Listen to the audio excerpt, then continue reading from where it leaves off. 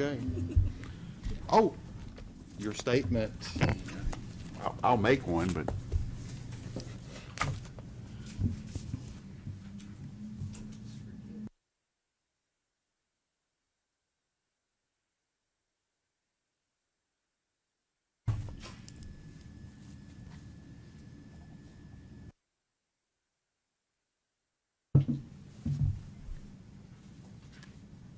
I'd like to call the meeting to order. This regularly scheduled meeting of the Architect Committee of the Board of Architectural and Engineering Examiners is taking place in Room 1A of the Davy Crockett Tower at 500 James Robertson Parkway in Nashville, Tennessee. And notice of this committee meeting was posted on the board website on July 28th, 2017. Like a roll call, Mr. Chair? I would. Rick Thompson? Here. Brian Tibbs? Here. Frank Waxter? Here. You have a quorum. Thank you, John. Today we have 3 items on the agenda. We're taking care of the applications review currently, so that should be done just any time. Second item is on page 65 of your pad. It's the intern titling issue that we're currently considering. So let me find my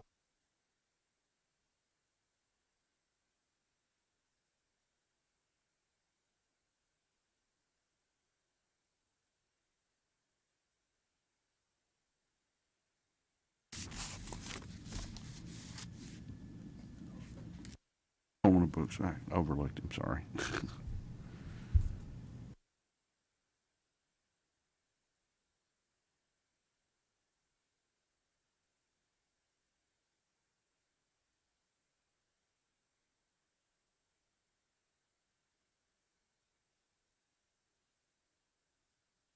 I'll be happy to summarize this for you if you would like. Thank you, John.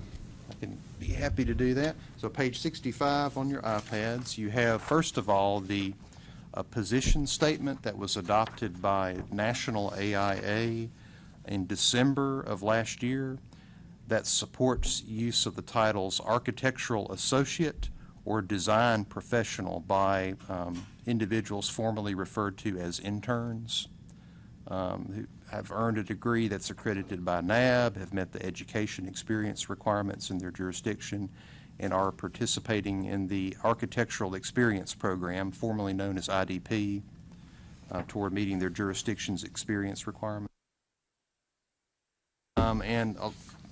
This has created some, I guess, controversy among architectural registration boards as to whether these titles would be allowed by their state laws and rules. So on the next page, page 67, after the AIA position statement, I have some information that was compiled by NCARB on this subject. This was last updated on July 19th. And according to NCARB, in 46 U.S. jurisdictions, the use of the term architectural associate is prohibited. In Tennessee, on the map, we are indicated as not yet confirmed on that particular title. And in 26 jurisdictions, the term design professional may be an issue. In addition, 23 states define an intern as a postgraduate employee within their law, meaning that candidates cannot describe themselves as an intern prior to graduation.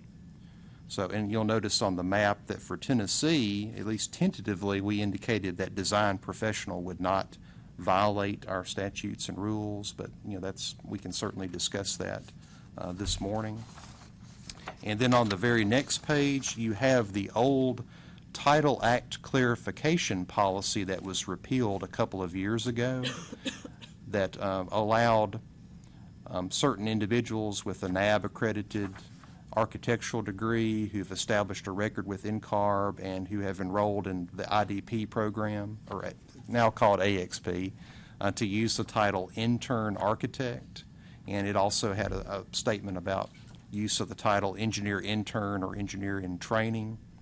And this was repealed a couple of years ago, partly because there were some conflicts with the law, first of all, especially for the engineer intern portion of the policy. This policy stated that they had to have a degree accredited by ABET, and we don't actually require an accredited degree for engineer interns. It can be non-accredited and just be evaluated to determine equivalency. So for that and other reasons, this policy was repealed. But just for historical purposes, I included this so you could see that in the past, the board viewed the title intern architect as acceptable. So that's the issue in a nutshell that just, I guess, needed to discuss exactly what titles interns or emerging professionals would be allowed to use in Tennessee. And I guess legal could summarize the title restrictions in the law if you wanted to. The law is pretty simple. It basically prohibits, if I'm correct, any use of the title architect.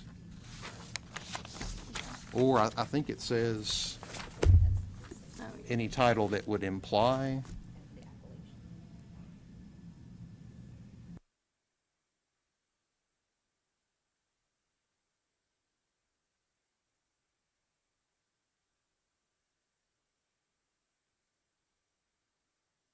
Adding one extra name to it. Well, look on page 66, and there.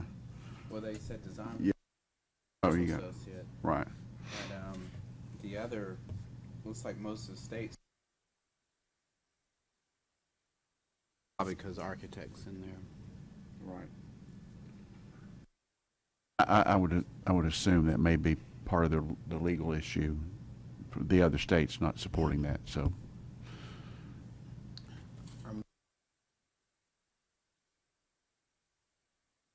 This is like, I hate to like make up a new one, you know. The rest of the states more going towards, it looks like. Yeah, I'm not sure about what titles other states are allowing. I haven't researched that. But from my understanding, in Tennessee, using the term architectural associate is not allowed. Is that correct? Oh, I think we were not sure about that. I think there was definitely concern about it. But that's partly why it's on the agenda, because we're not really certain what the board's position would be on that.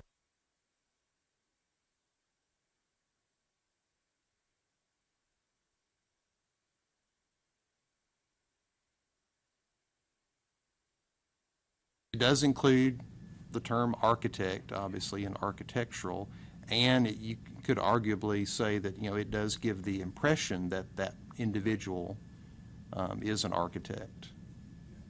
So on that basis, I think you perhaps might be justified in discouraging at least use of that title. And if the committee would like, legal can do some research to look into what the other states use as titles. We could also look into the other states' statutes and see if they're as prohibitive as our statute is. Well, that'd be a great idea. But where do we stand though in Tennessee?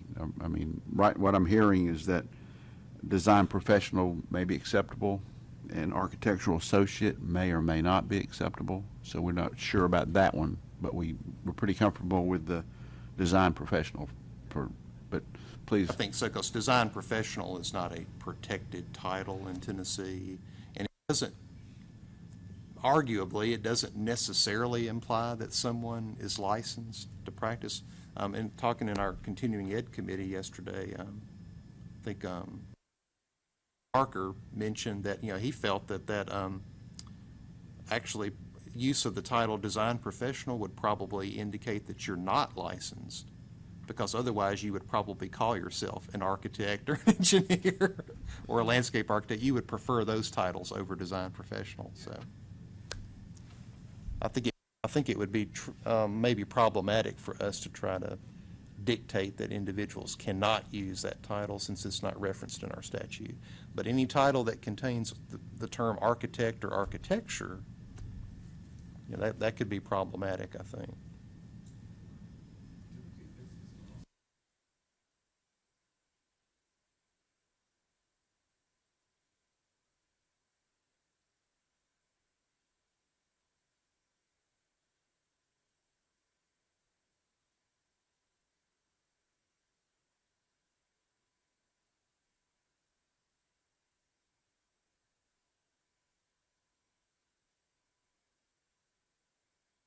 Oh, it's a Where's good it coming question. from?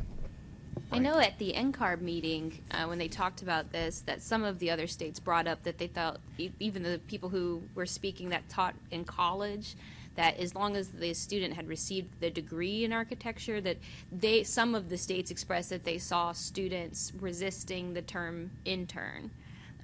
It seemed to be that there was a split. Other professors said that their students didn't care. But I think there was I think it was Louisiana or maybe Florida. One of them had a pretty strong, they had done an internal case study at some of their firms and said that it seemed to be actually college grads, anyone who had finished the degree. So I'm not sure the length of tenure, but it couldn't have been terribly long, because I think those were folks that were working towards getting their experience so they could become registered. And on the issue of the titles allowed by other states, I mean, we do know that according to NCARB, 23 states apparently do allow use of the title intern. I don't know exactly what form of title, if it's architect intern or intern architect or some other variation, but they specify that, you know, they have to meet certain requirements to use that title, apparently, which may differ from what's in AIA's position statement, which is part of the heartburn that many states have with this position. In the NCARB's review here, are we trying to change our state from not yet determined to now we know that we don't allow that, or what is our But purpose? definitely, there's a desire for clarity on the issue, because I have received questions from firms about what titles their interns would be allowed to use. And, I mean, currently, I don't have clear guidance for them on this, at least this specific title. And also, if this is something that the committee and the board feels very strongly about allowing the architect associate name, we could look into a legislative change. But right now, from our current statute, it appears that that would conflict with state law. Or could we amend the rules, maybe, because we have a rule on, well, it's being amended right now it's entitled individuals registered in other jurisdictions, but we're amending that rule to cover from the statute. So possible we could add some language to that rule that would address title usage by interns. AIA have what they are, you know, you're here your first day for, but I don't know if you know, John, if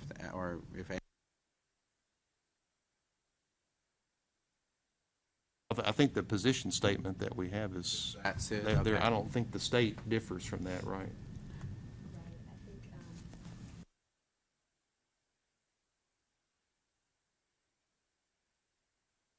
I think the Tennessee board has discussed both terms, and I think we're having the same conversations that we don't necessarily feel like either is a strong option at this time, but just interested to see what the limitations are and what we can do. Strong recommendation yet. Kate, would you introduce yourself for the record, please? Thank you. Kate O'Neill from Hastings Architecture Associates, and I'm here representing Ashley Cates from AIA Tennessee. Thank you. You can almost see, like, if you, right after you graduate, you know, you're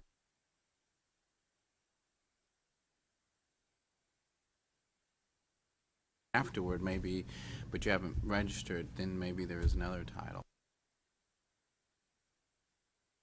Maybe the main thing is let's see what other states are doing. I would recommend we see what other states are doing, and we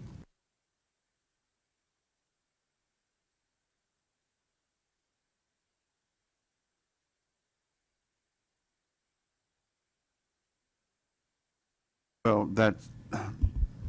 I think another issue on this is there, in discussions at the NCAR meeting, there is a lot of pushback on this because of the resistance to the term intern, and it seems to come from a minority of young emerging professionals or students, because they just don't like the title, and I don't know that changing the title is what we need to do. I think we need more discussion on that, because in talking to different states, they're just saying, we're not going to change it. They're interns, and just because they want to be called architectural, they work under the assumption that when they went to college and they've got a degree that they want to be architects. Well, they're not architects. They've got to fulfill the criteria to become an architect. And I'm not too overly excited about changing it, but I will go along with the board. I don't have a problem with what's legal, if that's the will of the board, but I don't think we need to fall into line with other states just for the fact that we're falling in line with other states. Because we do have our legal obligations for the state of Tennessee, so that I think if you want to go ahead and research what those other titles are in the other states, that'd be a good idea. And if that's what the committee would like to see happen, I certainly would go along with that. I do have a question. Let's say somebody files a complaint with us, and there's a architectural graduate that's got a business card that says they're an architectural associate. What do we do if that happens?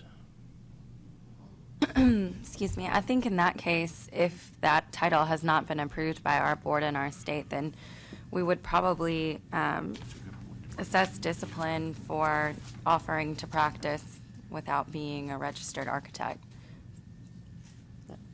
Yeah, those kinds of complaints come up. Not so far, I haven't seen one with the board in the context of an intern. Usually, it's someone who, I don't know if they were even an intern. They don't tend to be registered. It usually is some other staff member.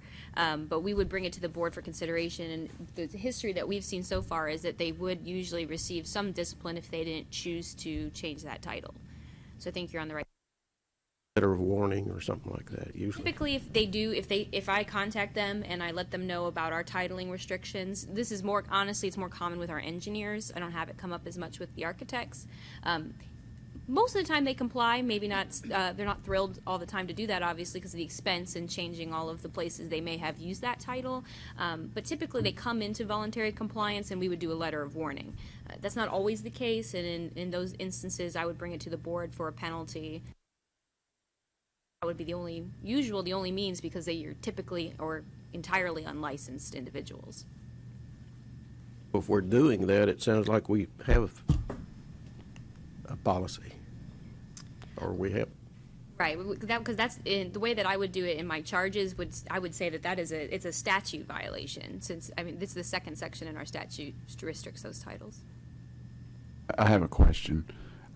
Currently, if someone uses the terminology architectural associate, what's our stand on that? We haven't approved anything, but I would like to know legal. So. Well, that was part of the reason why we brought this before you guys today, but currently our statute, excuse me, if I can clear my throat, I will read it. Tennessee Code Annotated, Section 62-102 says, except as provided in subsections B and D, nothing in this section shall be construed as requiring registration for the purpose of practicing architecture, engineering, or landscape architecture by a person, provided that the person does not use the appellation architect, engineer, or landscape architect, an appellation which compounds, modifies, or qualifies the words architecture, engineering, or landscape architecture, or which gives or is designed to give the impression that the person using the same is an architect, engineer, or landscape architect. Okay, and back to your statement about if someone is using that title, because there's a lot of confusion right now, and maybe not knowing that exact statement out of the legal, but is this a professional courtesy call that we would make, saying, hey, this is not clear? And then I'm concerned about the confusion and putting a letter in someone's file. Sure. Yes, you're right. So typically, when these kinds of cases happen, typically it's a competitor that turns them in, or someone in the industry, because they're going to be the ones who know that this person isn't registered and that they're using a title that's prohibited. I received the complaint, and in those cases, usually if it's a website or if it doesn't appear that they're holding themselves out and practicing, it seems to be a misunderstanding. I call them as a courtesy just to discuss the complaint and engage how willing they are in light of this statute. Because when you have situations like this where I'm not calling myself an architect, I'm calling myself an architectural associate. That's when you have to get in the second part and say, well, that's something that modifies or Yes, compounds yes. architecture. Right. Do you see where the board might find that you're violating? Often they will, and then they will change their title or change their practice. In fact, we'll have one like that with engineers on this legal report today. And at that point, if they do come into compliance, there is a letter of warning just to note that they have been told. So if I later get a complaint again and see that they didn't change it or they are holding themselves out that way, at that point I would take it to the board and say this person knew, has been formally informed, and has chosen to continue to use that protected title. So if a complaint is not filed and someone is aware of this and brings it to someone's attention, then the approach would not be to have the complaint, but the professional courtesy call to them and say, hey, it's been brought to our attention, a complaint has not been filed yet. If I get them before there's a complaint, I'm usually happy to do that. That is not often does that happen, though. Usually when I receive it or if John receives it, especially now that we've gone centralized, our complaints are going to the centralized board here at the department, and they are not, they do all of the programs. So they are not going to take the time to make any professional courtesy calls. They are going to turn it into a complaint and process it. And so these members are getting caught. You'll probably see more complaints because of that, because I think in general, I am more than happy to always call, and if we can go ahead and take care of it, let's go ahead and take care of it. But you're right. I don't think that'll happen as much. And one of the arguments you'll hear often is, well, I see all these other folks doing it. Why do I have to change? And we just can't. We don't troll, firm websites looking for these titles. So you probably will hear that from members as you guys return to the community, that people Right. are using these titles this way, but you haven't done anything, and we just have limited resources. So. Well, that answers my question. I just hate to see if a board member or someone knows that title is being used and again it's not clear and they may not be aware of the exact wording of the law, but a professional courtesy call to me in regard to not having that complaint in your file is appropriate, and I appreciate you doing that. Thank you. I would add, a lot of times it seems to depend on the nature of the usage, especially with like our accountancy board. We'll see a lot of times where maybe there's a drop-down selection on LinkedIn or Facebook or QuickBooks or something where it just has the option to say accountant instead of other specific designations. So if somebody is just, clicking the architect on their LinkedIn or something versus having it on their business door and their business cards and going about town offering to practice architecture, I feel like disciplinary counsel would weigh that type of the nature of the use as well. That's just the professional courtesy of you have no control over that outside, checking the box. That's good. Thank you. Just from an administrative standpoint, as far as if we get calls, asking what titles would be appropriate, do you feel that intern architect would be permissible, or, because historically we have allowed use of the title architect if it's used with the term intern, that's been allowed. So I think historically a lot of firms have utilized that title. So. Well, historically, I think the precedent's there that we wouldn't object to that. I don't know, Frank, Ryan? How many firms use it now, since intern is sort of frowned on as a title today? But Yeah. historically, that has been the case. So. Yeah. Okay. Well, in my firm, we use that terminology, and until the law is clear or the titling is clear, that's still going to be the case, just for safekeeping, good housekeeping, or whatever you want to call it. So to avoid that complaint. Yeah. So, to kind of recap this, are we going to wait on legal to tell us more, or and just right now stay with the status quo of intern architect? Is that, what do you think? Status quo, I think, until we.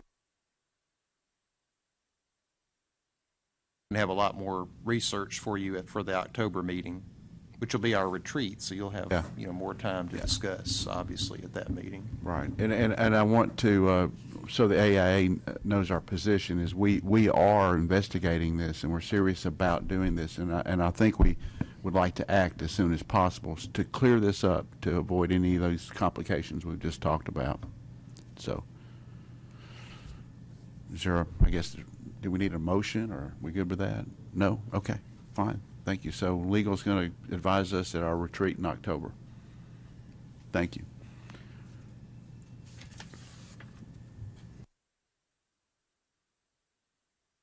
I guess we can move on to the next item. John, you just gave us this, the NCARB direct registration program. Is that next? Yeah, I Okay. just got this from NCARB, I guess, Tuesday. This is a proposal, it's really a draft proposal for direct registration for Tennessee. And if you're not aware, direct registration is the program managed by NCARB, by which candidates go directly to NCARB to register for the ARE, and of course to enroll in AXP. So they won't apply to the state for registration until after they've passed the ARE, completed AXP, and any other experience requirements. And of course, they verify their degree, obviously. So we will not, most candidates, we will not see them under this program until after they've met all the registration requirements. So most candidates, we will no longer be pre-approving them to sit for the ARE as we currently do. And they prepared this memorandum for us in anticipation of our pending rule taking effect that basically will delegate that exam authorization function to NCARB. So, but that is pending a rule change that's currently in the review process. Hopefully that will take effect maybe later this year, early next year, and at that point we could basically turn on direct registration with NCARB. But before doing that, they like to just establish some memorandum of agreement, or just to make sure that everyone's clear what the responsibilities of NCARB will be versus the state registration board. And basically what they're proposing to do for Tennessee, this is just for your information at this point since our rule change is not effective yet, what they're proposing is that any individual who has an accredited, NAB-accredited architectural degree, NCARB will just automatically process them and authorize them to sit for the test. For individuals that do not have the NAB-accredited degree, those would come to us to approve them to sit for the ARE. And once we inform them that they do meet our minimum education requirements, at that point, then NCARB would take over administering the exams and so forth. So we would not see them again until they had passed the exams and completed AXP and so forth. But the reason that they're proposing that is because we do still have the provisions in our law for individuals that have, like, say, an architecture-related degree, which by rule we define as architectural engineering or architectural engineering technology, which is kind of unusual. I think we're the only state that allows ABET degrees to count towards architectural registration. I think we are. And we do allow the pre-professional degrees as well that are part of a NAB-accredited program. So they're not completely comfortable authorizing those candidates to sit. They would prefer us to review those just to verify that they are going to meet our minimum education requirements. Again, at which NCARB would take over the authorization. So that's a summary of what NCARB's proposing. Do y'all have any questions about that? So we're okay with NCARB approving the test for the NAAB accredited degree. So it relieves some pressure from staff in Tennessee, which is a helpful Right. thing. Right. But then when we get into, if it's not accredited, they will still go through the standard process. Right, exactly. That would still come to us. Yeah. Now, I haven't really thought through what our process would be for processing those applicants. If you would like to review those before we authorize them to test, I think that would be a good idea. But I don't think we would require them to submit an application at that point because they haven't yet, passed the exams and so forth. This is just to authorize them to test. So my thought was that maybe we would just gather their education information, their documents, and we would send them to you perhaps to review, and of course staff would review it initially to verify that they do meet our minimum requirements. Does that sound like a good procedure to you, or? Right now, before this happens, do we review those? We don't review. Not if they're early eligibility candidates. We don't.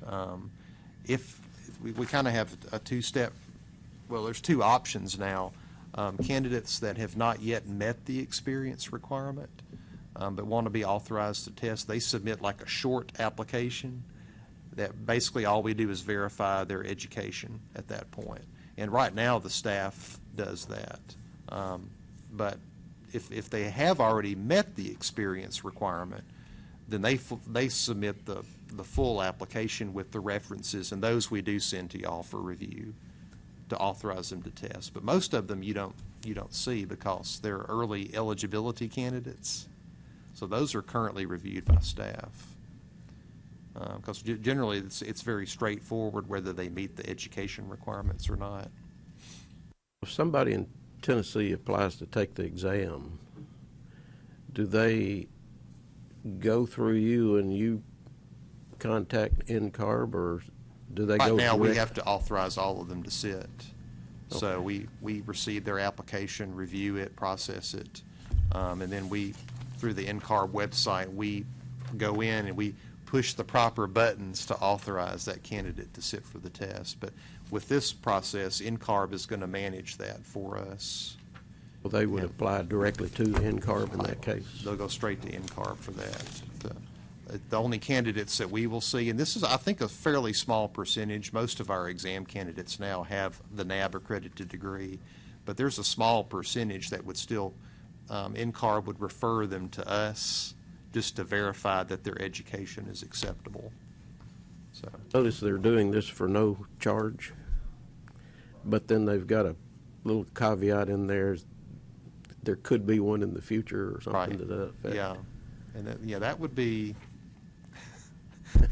at that point, we would have to have a contract with them if they're going to charge a fee, if they charge it to the state. If it's charged to the candidate, then that's, we wouldn't be involved in that, obviously. But if they charge us a fee for this program, then we would have to enter into a contract with them at that point. And would that be something we would discuss at an NCARB meeting? Yeah, okay. I was just thinking, I didn't think we need to come to us, that if they meet the, I was just taking out that step is all. And definitely, if there's, an odd candidate that we're just not sure about, obviously those we would bring to you to review. But I think in most cases, it's very clear cut, whether it's a pre-professional degree that's part of a NAB accredited degree, or, or if it's ABET accredited, that's usually very easy to verify in most cases.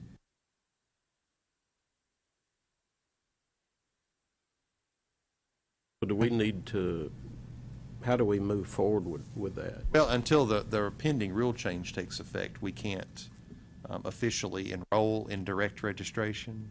But at that point, when the rule takes effect, we can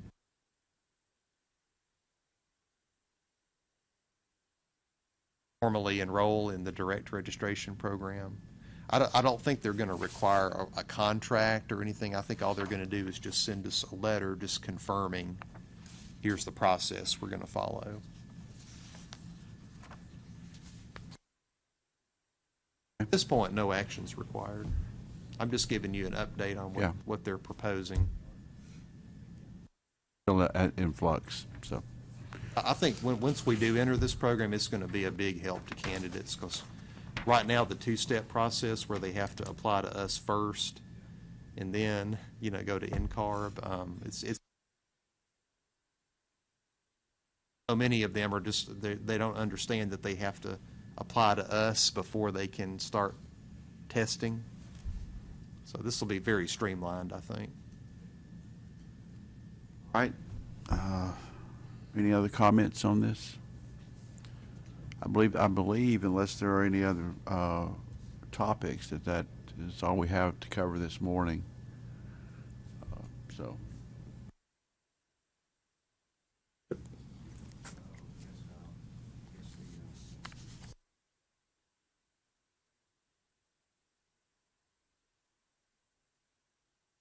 Oh, wait, if we need one, I would, yeah. Go ahead. Yeah, go ahead.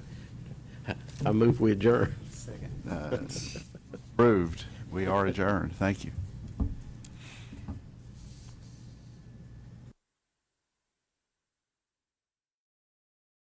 To be here today. So I'd like to call the meeting to order. The regularly scheduled meeting of the Board of Architectural and Engineering Examiners is taking place in Room 1A of the Davy Crockett Tower at 500 James Robertson Parkway in Nashville, Tennessee. And notice of this board meeting was posted on the board website on July 28, 2017. And I'd like to remind guests to sign in, but let's start with a roll call.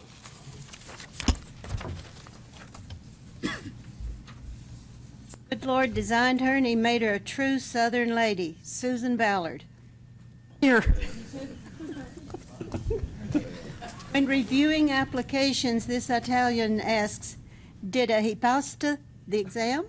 Ricky Bersat. Here.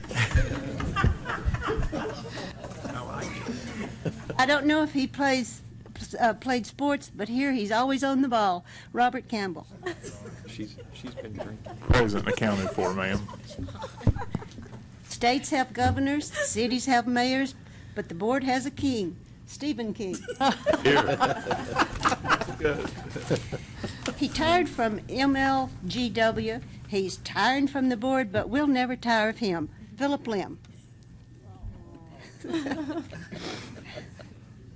He trained to be an architect, but now he's Chattanooga's choo-choo. Rick Thompson. I've got my helmet on, Coach. Put me in. Generally, are you aware to be aware? Generally, wherever she is, generally, Kathy Ware. Generally present. He strolls through museums to learn from the old, and now he's here on this board. Brian Tibbs. Okay, I'm not sure of that one, but I was so looking forward to. They call me Mr. Tibbs, but as we said in Figured you were tired of elementary that school, one. president, as we said in elementary school. Never heard that one before, so. Landscape architect because he misunderstood when someone once told him to go hoe his own row. Blair Parker.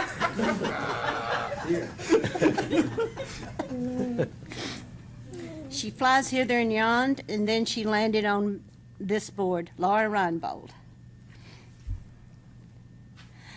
Soup strainer, caterpillar, cookie duster, lip doily, whatever you call it, he's got one magnificent mustache. Frank Wagster. Well, I'm going to hide under the table. You have a quorum. Here, thank you. Thank you. Good, Wanda.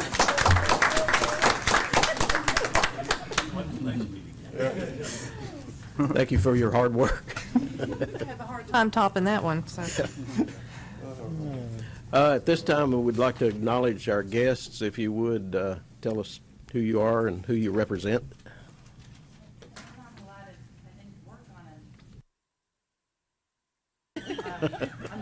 I'm just plain old Casey Anderson, the American Council of Engineering Companies of Tennessee. And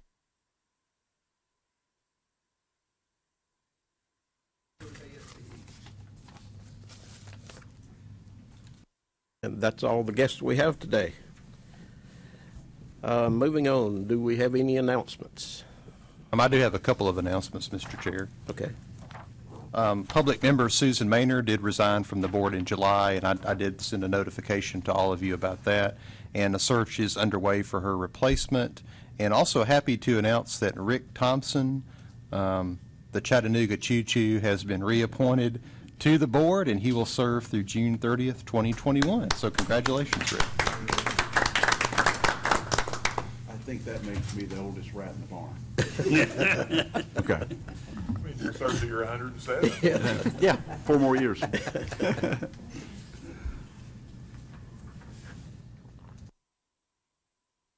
Thank you. That's the announcements. Has everybody had a chance to review the agenda? And are there any changes that anybody would like to make?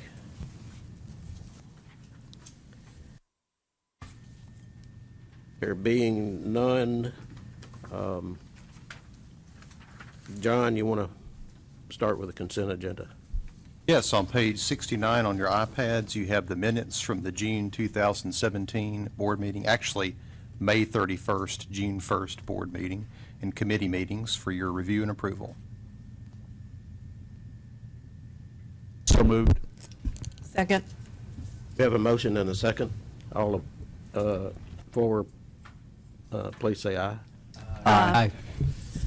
Those opposed? Motion carries. And also on page 84 is the staff complaint report. These are all complaints in which the registrant was disciplined in another jurisdiction. The discipline was less than suspension, revocation, voluntary surrender. So in accordance with board policy, we issued a letter of caution and recommend closure.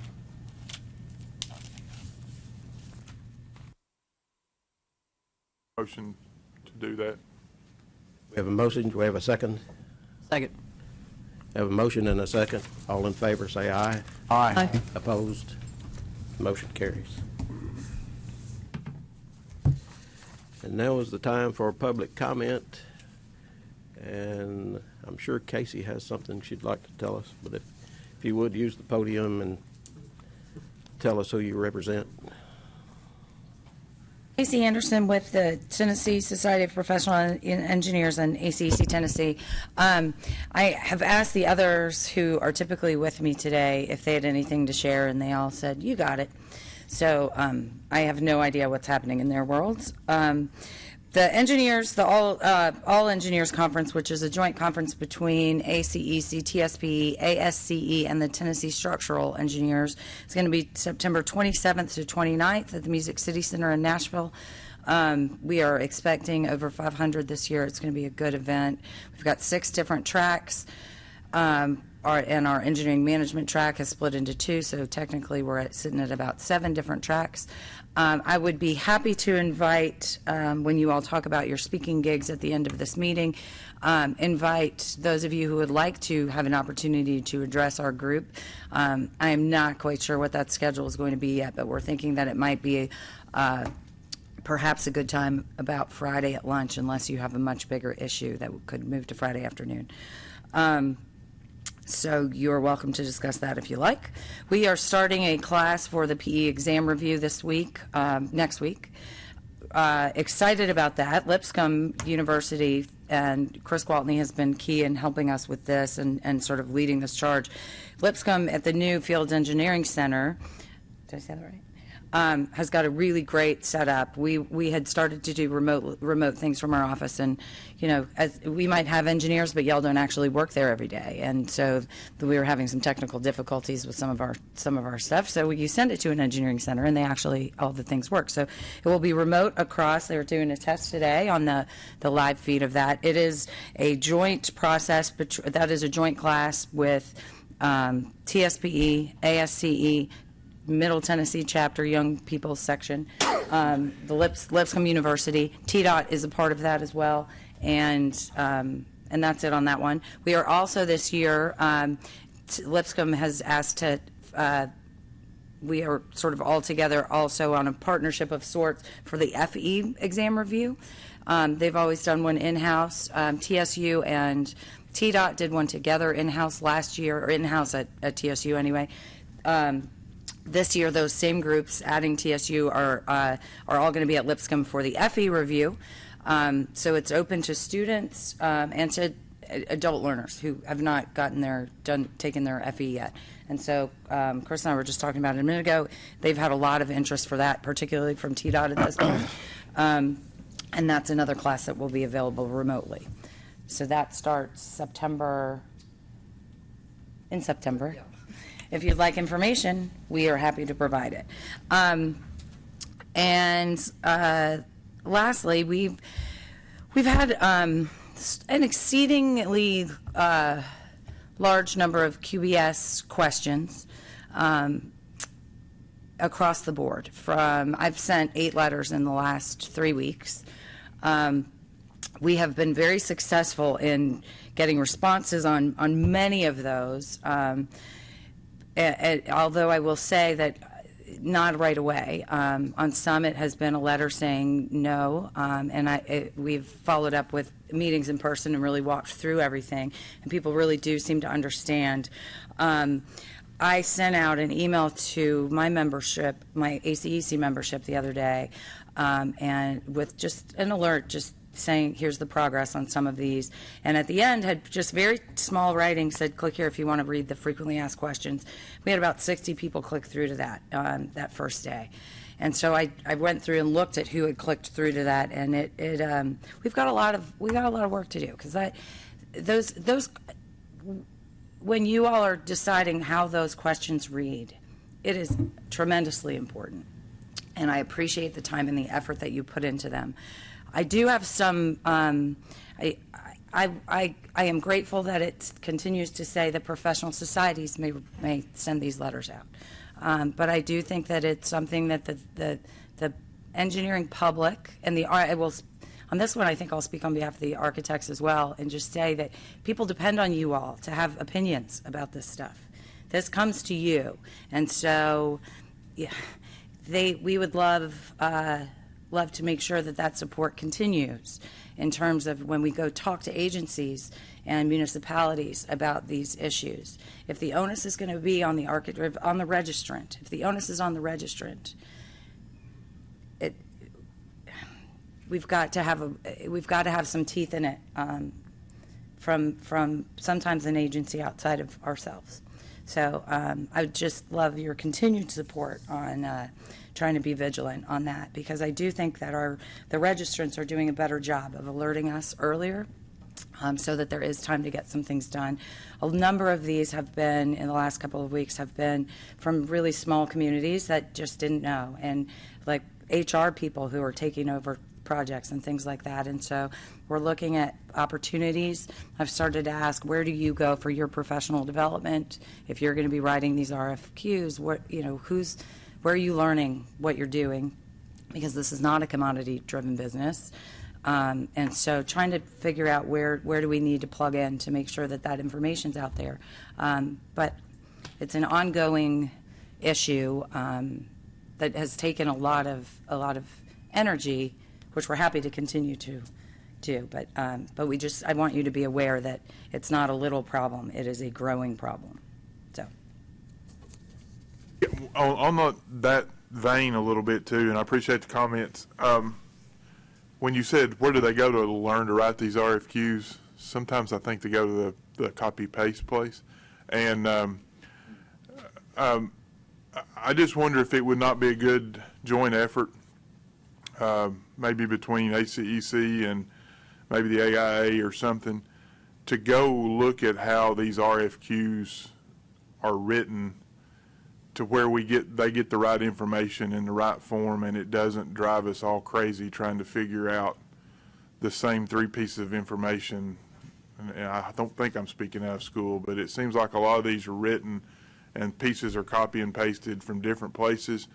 And so you end up, what are your qualifications? Well, what does that mean? Well, do you want our resumes? Do you want all of our jobs? And then again, later they say, well, we need to see your project experience, and then we need to see this and that. And so I think there's some help from the engineering and architecture community in writing these things and coming up with a little bit more standard language so that we all are talking about the same thing. And frankly, I think on a lot of these RFQs, there's a ton of stuff in there that they don't need really to evaluate but somebody started one some time ago, and it's kind of propagated down through the time, and that might be a worthwhile effort and I think it would take a lot of the stress off of them, because they're not having to review a 700, a long document that just keeps saying the same thing over and over and over again, because that's what they've asked for. So that's just something I've noticed in trying to, go through some of these. I think that's valuable. We had a really good meeting with the Nashville area MPO last week, and they did. If anyone out there listening is wondering it, they did finally release an addendum yesterday, about 3 o'clock, or 12:45 maybe. But one of the issues that came up there that was interesting, because they certainly have been before this board and certainly understand the system. There is a whole question in your frequently asked questions that relate directly to that was super helpful in person, where you could say it's right here and go back. But the interesting piece for them was the difference in the procurement office and the MPO itself. When you've got these agencies that are having to work together, it almost layers on an extra piece of what they really need to get out of it versus what is standard policy of that government agency. And so there are pieces of that to work through. But then in some of the smaller ones, they literally have no policies, and they're the cut and paste. So I think you make a really good point, and it might be that it's not just QBS that we go talk about, that it's qualifications in general and what that is and how that works, and I appreciate that. So if you, I'm happy to be on the road doing that anytime. So let me know if there are ideas about places to go do that. Thank you all. Thank you. Frank, I got a question.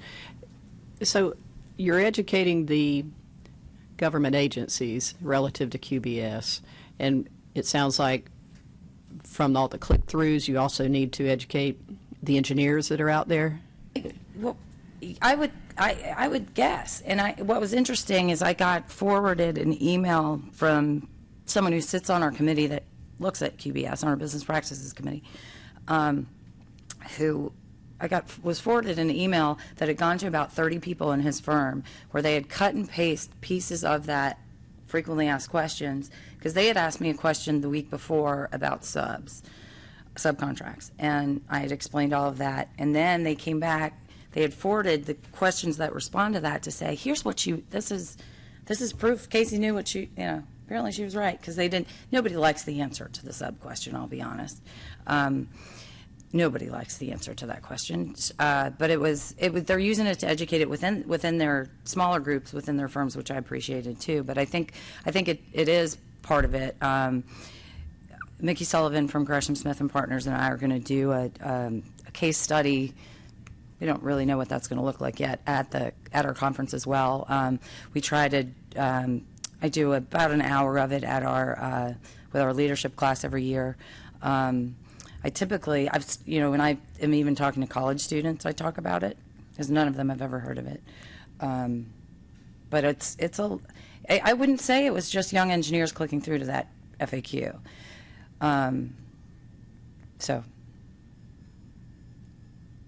But yes, I think education's always good. So education on both sides of the procurement aisle, both and those, and the person. It never quite feels like education when you send a nasty letter to an agency. They don't see you as not so much. The gracious teacher? But when they call and we talk about it, then it's fine. Yeah. But So this is why, that is why the FAQs are so important, that they be written in a generally understandable way. In a generally understandable way, but I will also say that it is important that they continue to have some teeth in them. Yes. Because generally no means generally no, And so you can, that's a clear answer. They need to be written in such a way. I think they're more helpful, not need to be, pardon that term, but I think they're more helpful and more useful to agencies and to engineers when they're written in a way that is fairly clear. Generally, no gives yes, there might be an exception, but in general, no. And that no, I think, is really important, or yes, or whatever it is. I think people need the direction. Thank you. Thank you. Thank you, Casey.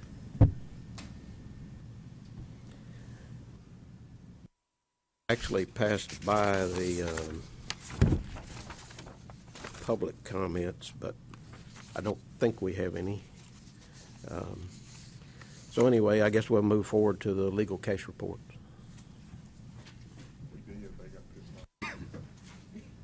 Thank you, members of the board. I will be flying solo today, unfortunately. As you can tell, Shalina Brown is currently in Europe, enjoying herself in London, and she says hello. On the legal report, you'll see next to each of the complaint numbers, it's actually our initials. I'm SRP and Shalina's SBB. But I did review her cases prior to the meeting. I've looked at the documents in the file and read what she wrote, and I even made a few adjustments. And so I should be able to speak to those cases, even if they're not mine, hopefully. And if there's any questions of any of those cases, I'll be sure to check those, and I can come back later in the meeting if that ends up happening with her cases. Does everyone have a copy of the legal report? Okay, perfect. So I will go ahead and we can start kind of walking through this. I know it's a little bit beefier than we always have, so I think John sent it out early, which I very much appreciate. The first one, 2017-032931, this is a case where the complainant is a registered engineer and the respondent is not. The respondent is a firm that is located in India. The complainant received an email solicitation from respondent offering outsourced structural engineering design services for when a firm has a need to manage excessive workload. And the complainant believed that this seemed to them to be unlicensed activity in the state of Tennessee. Respondent responded to state its business model is to offer a partnership with engineering firms in order to handle drafting work for overburdened firms. And the work is always reviewed by the licensed firm, and the work is conducted by individuals qualified to do that work in India. This particular company does not offer services to the public at all and only offers services to firms. And rather it is hired to work in that capacity for oversight and direction at the will of the firms that they partner with. Because of this, it seems that these firms meet the exception of 62-103-2 and 3, where they provide, as well as a policy we have regarding drafting firms and specification writers, anything that kind of helps firms with their work. So we didn't think that this rose to the level of unlicensed activity, and we recommend closure of this case.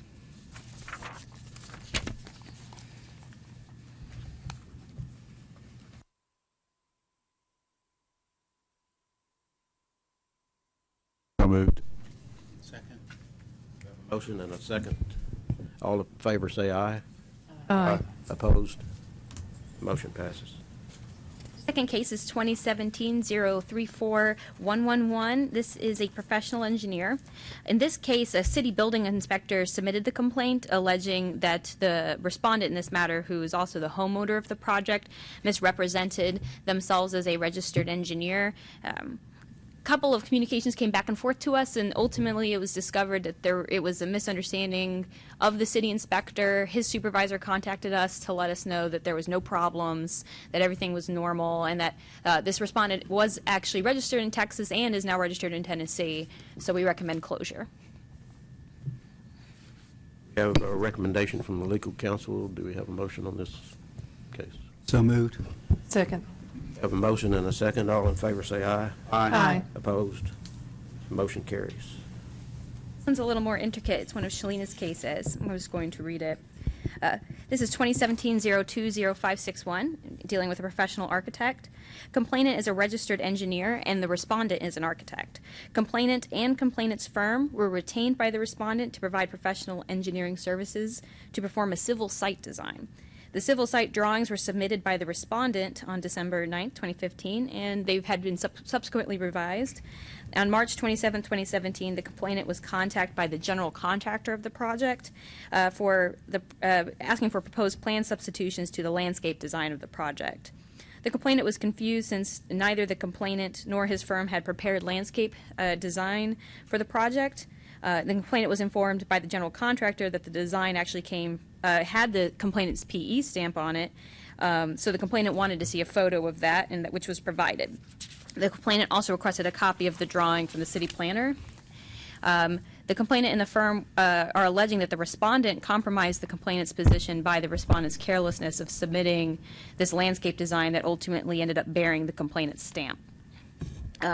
Moving on to the next kind of part. Respondent provided a response through his attorney stating that the respondent and the respondent's firm were hired to provide architectural services, and there was a lead architect who was not the respondent. The respondent acknowledges that the complainants were hired to provide professional engineering services regarding the civil site design, and their drawings are dated back to November 30 of 2015.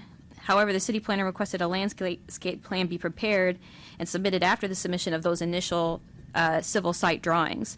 The respondent was asked to prepare the landscape plan, and respondent prepared and submitted the landscape plan basically as an overlay. So the landscape plan was submitted as an overlay to sheet CS, a civil drawing by the complainant's firm that was originally submitted in November and revised and stamped with the complainant's engineering seal. The respondent states that the landscape plan did not revise, alter, or amend the complainant's civil drawing and was simply an overlay for sheet C2 for the location and types of shrubs and accent plants to be planted to give the development a residential character, and a table showing the generic and botanic names of trees and shrubs and corresponding total quantities to be planted. This was submitted as an overlay because the respondent wanted to ensure the landscape plan matched the elevation maps, and they were submitted to the city planner for that reason. The respondent stated the complainant unfairly suggests the complainant knew nothing about the landscape plan being prepared and submitted by the respondent. Just to sum it up, the respondent provided emails showing where they had communicated with the firm, and this kind of landscape plan was discussed. So there's at least people knew that it was being prepared. I think that's mainly the point here. The respondent also says that they had 46 years of professional experience, licensed in 1986, and they've never had a complaint. Moving on to that last paragraph, trying to sum it up a little bit for you, not dwell too much in the detail. The complainant rebutted, saying that ultimately it was inappropriate for the respondent to use anything that had the complainant seal or represented that it was sealed by complainant, including using the firm sheet border, and also that the complainant was also pointed out multiple times that the respondent was not a licensed landscape architect, and so they shouldn't have submitted the plans at all. And that's generally the issue, is that, so to sum it up, the respondent and architect submitted an overlay of landscape design that was ultimately incorporated into the complainant, the PE, his design. So it looked like the PE had done the plans, but he hadn't done at least that landscape design, and they were angry that it looked like he did. And so it's a lot of words to basically say that. In this case, the recommendation we had was $500. Sorry, I turned the page wrong. Was $500 for failure to properly seal design, because respondent should have sealed and indicated at least the part that they produced, or as the architect done what he needed to do to show that this is not just the civil engineer's plan. As far as the complainant's concern about the respondent not being a landscape architect, there's not anything in our rules or statutes that actually restricts engineers from performing landscape design. So I didn't think that that had any merit, and neither did Shalina. So for that reason, we think there is at least a seal issue here, and so that a penalty is warranted. Sorry, that was a lot. Do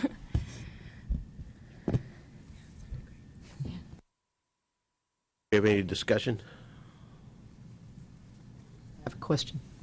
With regard to the landscape architecture plan, by virtue of the magnitude or detail, was it required to be sealed? If it was a standalone document, did it have to be sealed? I don't believe so. I don't believe so in this case because of the scale of the project, and because the overlay didn't, and Blair, I would obviously defer to you on this, the overlay didn't do It was truly plant placement. There wasn't a lot of modification of the underlying engineer's work on the actual property. So that was my second question. There was no alteration to the actual engineer's design as represented. It really was an overlay. A new layer. Yes. Okay. And I'll weigh in here as well. The engineer or architect are permitted to prepare a landscape plan, as I understand our rules. In this case, as I understand it, we have a base prepared by the engineer. The architect provided a landscape design, overlaid it on the engineering base, which we as landscape architects rely on if we're not doing any portion of the base. If we are providing strictly the landscape design, then we must rely on a base map from someone. Typically, it is the engineer that we work with. So the architect prepared the landscape design, overlaid it onto the site civil plan, which seems appropriate to me.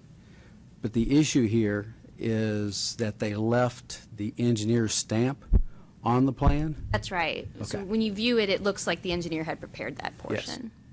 The engineer's title block was left on there as well. I mean, from all appearances, it looked like the engineer did that landscape design. And that would have been perfectly legal had it stayed, if simply the engineer had been told ahead of time and he'd said, yeah, that's fine with me. Would that have been legal?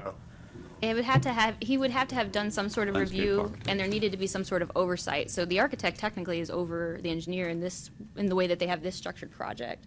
So I'm not sure that would have completely done it. He should have sealed it as the architect and then written on the sheet which parts they were responsible for. Okay.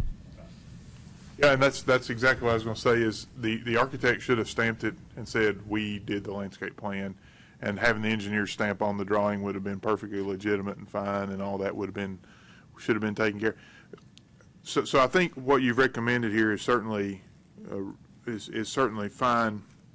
I'm a little troubled with the complainant, though, looking like that he agreed to do, that everything was fine, and he didn't say, hey, wait a minute, y'all need to make sure you know what separation is between, I mean, that, so I'm almost wondering if we shouldn't send a letter of caution to the complainant as well, saying it appears from this email string that you were at least aware that this was going to happen, and you should have told the architect, if you do that, please make sure that, you take credit for your work or something, because if he agreed to it, it's almost like, yeah, that's fine. And then it seems like they've probably gotten a little bit of a, tiff later on. So that's what it seems like. Again, I agree with the analysis and the penalty and all that stuff, but I almost wonder if we shouldn't send a letter of caution or something to the engineer, because he was in on the email string that said, yeah, that's fine. That just seems kind of goofy to me. I think one of the only reasons I don't think Shalina suggested that is that it's a little unclear on the emails are definitely going to the firm of the complainant and people in the firm, but it's a little unclear how much did this particular registrant know. So it's like he was very surprised, but maybe his boss was not. So Have a recommendation. Do we have a motion to approve, or Rick? I'm sorry, comment quickly on page 3, at the bottom of the large paragraph there, second paragraph, first paragraph, it says, in fact, the complainant asked the respondent directly when the complainant will receive the landscape plan to submit to the city planner. I think when Shalina drafted this, complainant sometimes encompassed the individual and sometimes encompassed the firm. And so I have a copy of the emails here, so I can look through them to double check. But my impression, and John, correct me if you're wrong, was that there did seem to be at least some confusion in communication between the parties. But there's definitely evidence that maybe the complainant should have been on notice. And for that, at first they represented it as it really was this surprise. And legal does not believe that that's true, at least from the context of the firm. But we're giving the complainant a little bit of the benefit of the doubt from the emails that there's a lot of parties involved, that maybe he didn't have clear understanding of what was happening. But I don't think a letter completely inappropriate, because even in that context, maybe it's a good warning to the firm that you need to be communicating to, your registrant on the ground. I mean, at a minimum, and it's not formal discipline. And we could even send it not even as a letter of warning. We could just simply send a letter, just citing this. Letter of instruction, even. So you said the complainant, it may not be clear that the complainant who sealed the drawings was aware, but the complainant's company should have been aware. Was the complainant, does he have an equity position in the company, or is he strictly an employee? I am not sure of that. I apologize. I do not know what his role I think is. that's what I was thinking. Yeah. Just for education purposes, even if it's not a warning. So I'm prepared to make a motion, if I can turn to the. My motion is that we accept staff's recommendation to authorize a civil penalty in the amount of $500 for the respondent's failure to properly seal, but also send a letter of instruction to the complainant as well as the complainant's firm, detailing the proper use of seals when somebody else is adding information to a drawing. Does that sound right? Close enough. Okay. So that's my motion. And the law They can rules. pass the laws and rules. Wait a minute. Did all of a sudden, Philip's not here, but we did all of a sudden morph into something there that I didn't think about? And if it helps with the motion, I did look at the emails, and I think that there's enough opportunities here where it does look like the complainant directly addressed the respondent regarding these design plans, so. My motion's still, and yeah, taking past the laws and rules exam. For everyone? Second. Everybody in the firm. I'm just no. Definitely For the complainant Sure, for- and respondent. Okay. Motion on the table. Do we have a second? Second. No, second. Any other discussion? All in favor of the motion, say aye. Aye. Opposed? Motion carries. All right, number 4, this is 2017-02-4381. This involves a professional architect. In this case, the complainant is a city building and codes department for the state of Tennessee, and the respondent and firm are out-of-state architects located in Ohio. Complainant states the architect did not have a current license and signed all phases of work, and an initial review of the work suggested the drawings may not be correct. Complainant alleges unlicensed activity. The respondent provided a response and stated the respondent's father, who was 88, had fallen ill, had broken his hip, lived with them, and then ultimately passed away, but needed extensive assistance. And the respondent, as you can see here, provides quite a few personal mitigating circumstances of why this lapse occurred. When the respondent was notified by staff about this, the respondent did immediately pay professional privilege taxes that he was behind on, penalties that he was due for late fees, current registration fees, reapplied with NCARB, and moved on. And I believe they are now licensed with us. That's correct, because their license had lapsed is what the issue was here. And so they are now, after receiving this complaint, the respondent, after explaining the circumstances, did come into compliance. And for that, they say that they're sorry and point to their extensive career of no errors and ask for consideration.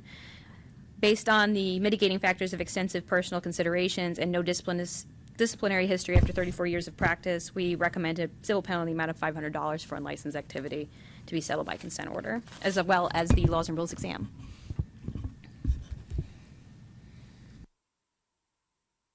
Okay, we have a recommendation from our staff. Do we have a motion to approve or disapprove? So moved. Second.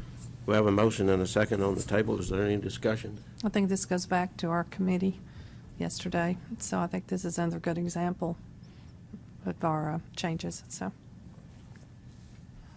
Hardship. Right. We have a motion and a second. All in favor, say aye. Aye. Opposed? Motion carries.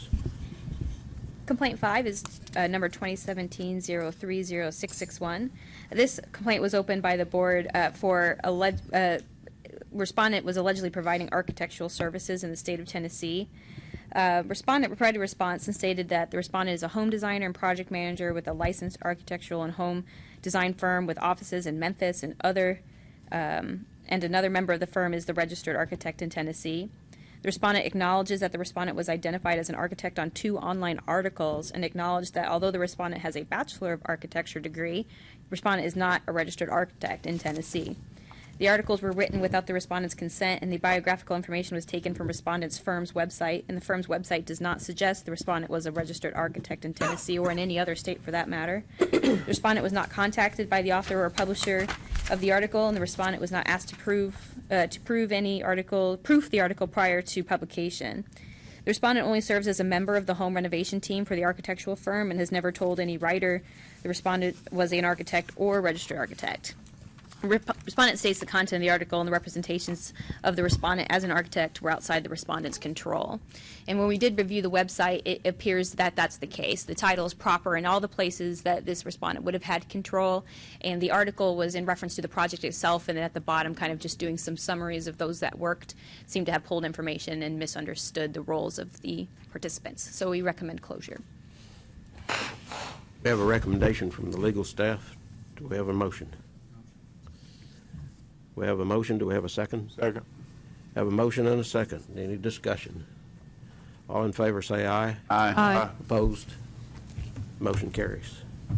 Number 6 is less fun. I'm actually, this is on here just to ask for some administrative cleanup in the interim. This is 2017-01-8981. You may recall this from our previous meeting. This has to do with actually a land surveyor who appeared to dabbled a little bit in engineering. This board's recommendation at that time was to send it to the land surveyors board and have them review it. We anticipated that they would have done that at their last meeting, and then we would have discussed it here. However, they wanted to have an expert to review it, and so they have not been able to address that complaint.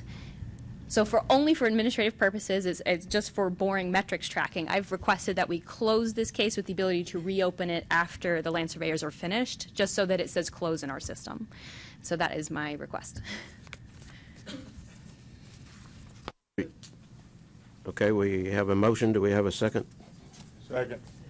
Have a motion and a second. Is there any discussion? Yes. I think that's one I reviewed. I think the reason I suggested that we send it to the Land Surveyors Board was out of respect to give them an opportunity to weigh in on it. You know, had I been pressed for a recommendation, I think it was obvious that the land surveyor performed work out of his area of expertise. So I don't really understand why we would close it and then have to reopen it. Sure, I agree with you, Mr. King. I think legal's perspective is that we believe we'll most likely be coming back with more information from landscape architect and be asking for discipline against this respondent. However, trying to take what the board's will was, we wanted them to be able to address it first. This closure won't affect the actual status. The only reason we're doing it is to stop a clock metric while it's with another board. It will come back to you as if it were opened. And then the other recommendation had to do with the engineer that was involved. That is actually going to be the next complaint Okay, listed. thank you. Yes, sir. But you remember it perfectly. You're exactly right.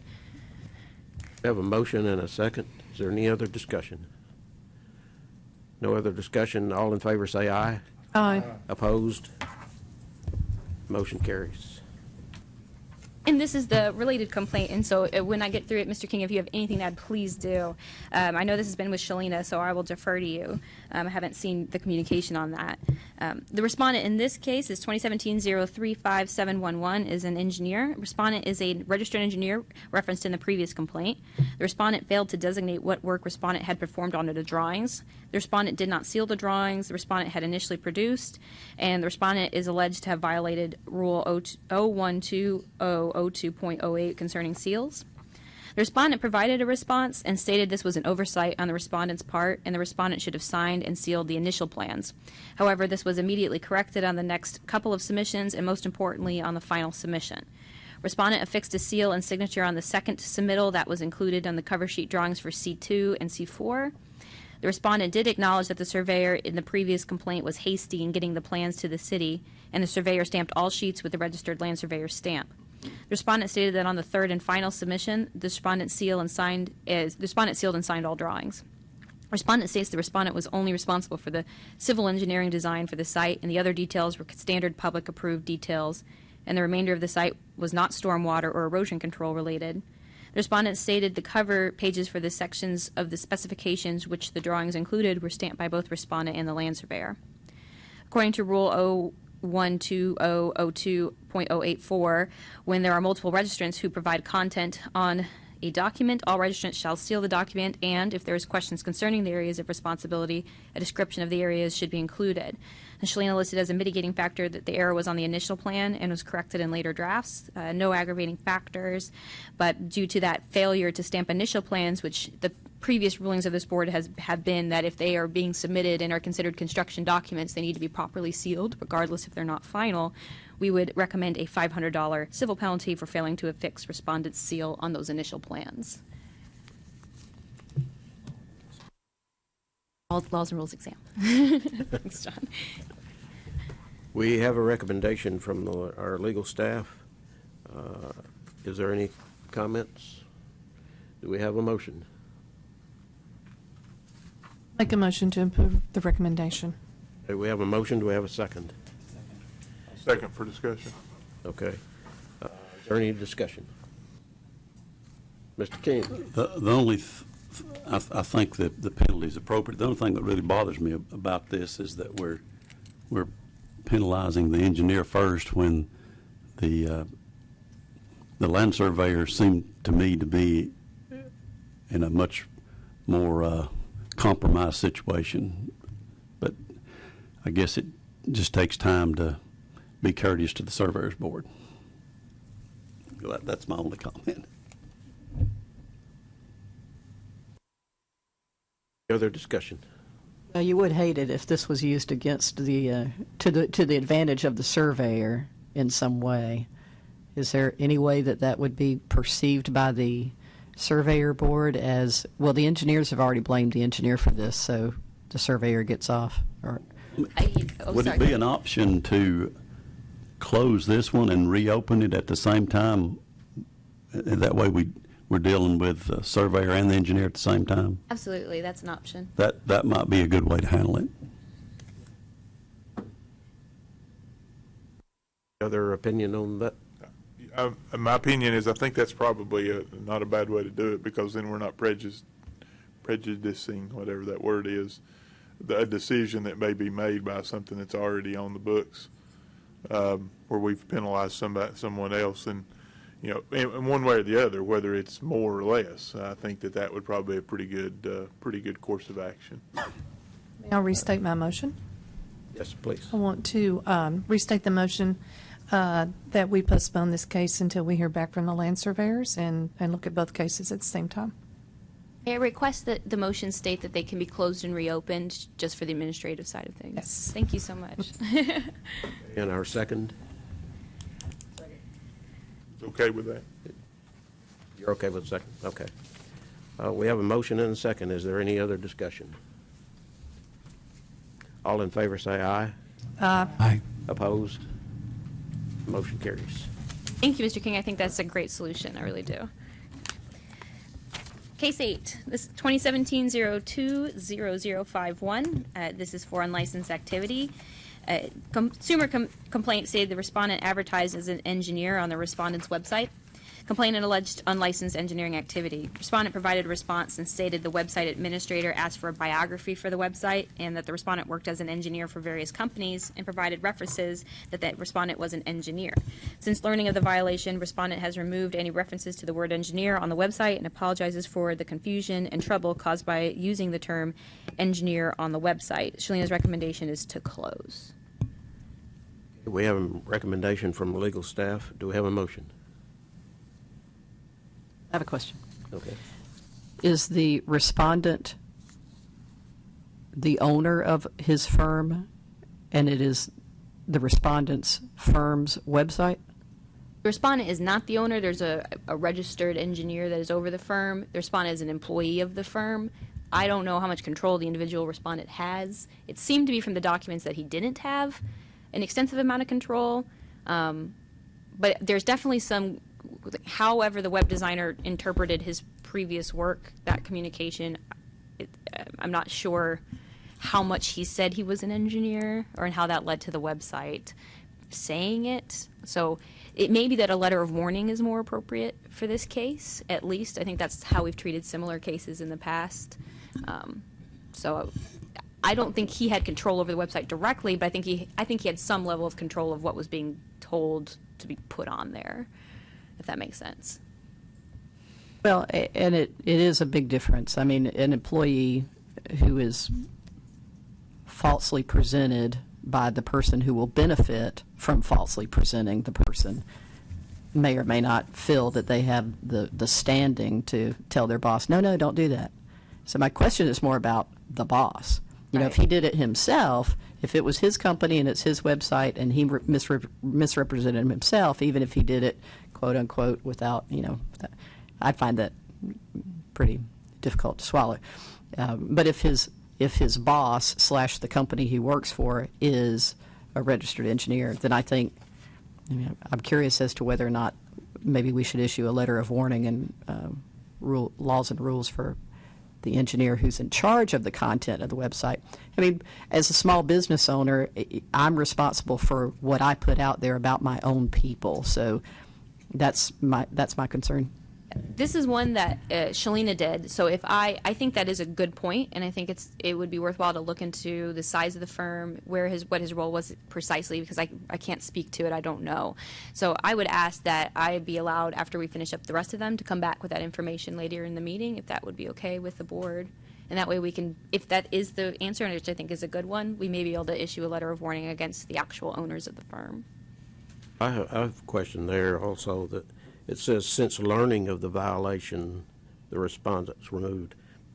Was that, how did he learn that? Did somebody, in other words, if somebody makes a new website for my firm, I believe I'd look at it. And if I look at it and somebody that's not an engineer or an architect is listed as an engineer or architect, I believe I would immediately do something about it.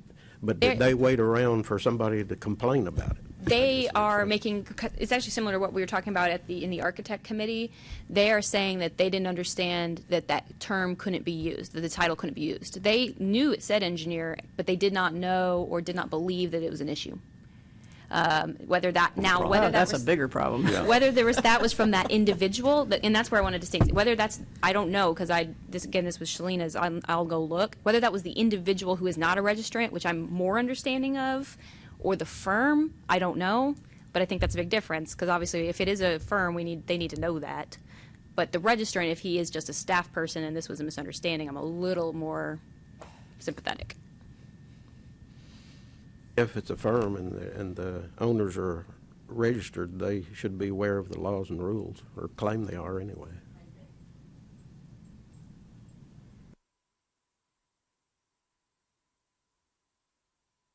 I agree with what Kathy said, and Sarah as well, that the respondent is not a licensed engineer. So I think there should be more leeway that they don't understand our rules because they are not a licensed engineer. But whoever is licensed in that firm, and not everybody looks at websites necessarily whose job, if their job is not to create websites for a company. That's a principal's role in a small firm a lot of times. So I agree that it's whoever is registered in that firm that is deserving of some attention. Yeah. What I'll do is, after we finish the legal report, I will pop upstairs and pull that file from Shalina and take a look. It doesn't look like it'll be that extensive, so I should be able to return well before you're finished with your business today. Okay, can we delay this and come back to that after you? Yes, that would be wonderful. Thank you very much for that. I think that's a good way to treat it. Number 9, this one is interesting. As far as the length, and I apologize if I go long or too fast. Tell me if I do. I'm notorious for that. 2017-038441. This is dealing with professional engineer. Respondent is a registered engineer and self-reported within the 60-day time frame concerning the respondent's felony conviction in April 2017 for accessing the secure server of the respondent's former employer. Respondent pled guilty to hacking the former employer through employee email accounts. Respondent hacked the FTP server's rotating password credentials, allowing respondent access even after passwords were changed. Respondent stole 82 AutoCAD files, job bids, and other proprietary content. The former employer discovered the hacking after viewing a bid respondent had made that was identical to the former employee's bid and plan. Respondent submitted a response stated the respondent had previously worked for the firm and was still doing some work for the firm. The respondent had continued to monitor projects and still had access to their public-facing FTP site to assist on past projects, and as those projects closed out, the respondent's activities on the firm site also tapered off. However, the respondent's former firm reported the respondent to the FBI for accessing their system. Respondent was never arrested, always cooperated with the FBI and law enforcement, did not harm the former employer, according to the respondent, and did not gain in any way from accessing the firm's website. However, accessing the former employer's system is considered a federal crime, and the respondent pled guilty to one count of accessing a secure server. The respondent alleged he does not know the punishment for this crime, and it will most likely be determined to include probation. We actually did learn the sentence. This respondent pled guilty, and I think it's important for you to know that this response differs from what actually happened in the court. The respondent submitted this response that I read to you, alleging continued access due to continued work. However, that is not at all what was represented on the record to the judge. The respondent said things like it was like a habit. He couldn't stop checking in on it, like checking in on old family members. It seems pretty apparent that the respondent was well aware that they did not have permission to access this server, especially to use it how it was used. And the respondent was ultimately sentenced to 18 months in jail and will serve 1 year of supervised probation at the end of that, and has to pay his former employer $170,000, which will cover the cost of the internal investigations and secure network upgrades and all the things that had to come out of the damage. I don't know if they will. It's possible a civil suit may arise to try to prove out damages related to the theft, but that is difficult for us, obviously, to calculate what the actual damages are from that proprietary information being taken. So mitigating factors, they did self-report, which is required, cooperated with the police and pled, and it was a first offense. The aggravating factors is obviously the scope of this crime and its relationship to his role as an engineer, as a registrant with this program. Our recommendation is discussion, because I think that this is one of those situations where I'd like to get input from the board on what they think is a reasonable discipline.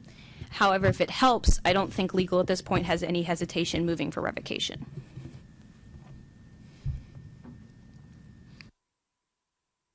Well, do we have some discussion? Is this a Tennessee firm and a Tennessee registrant, and did the project was in Tennessee? This is all? Yes, all internal to Tennessee. Okay. Although for further information, John actually sent this to me yesterday, which I appreciate. Thank you, John. This registrant is also registered in 9 other states.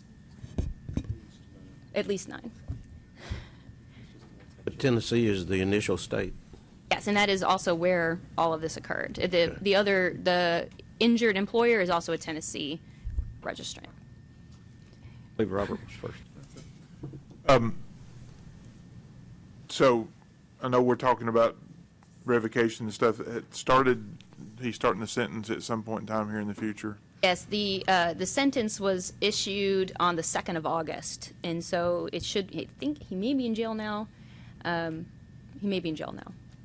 the only thing I'm going to say about the revocation and all the other stuff, what's happened here is not good, but we also, just on the engineering thing, we've got different times when people apply for comedy that have committed crimes and felonies, and our standard response has been they pay once you paid for it, probation or suspension or whatever. But I just to tell you all about how we've kind of viewed that, because he was not doing something that necessarily put the public health. I mean, he wasn't designing a bridge that would fail or something like that. It was something on a different scale, and some of the things we judge are not necessarily health, safety, and welfare things, but they're action. Does that make sense? Sort of. So anyway, I just wanted to point that out. I'm sorry. Go ahead, Brian.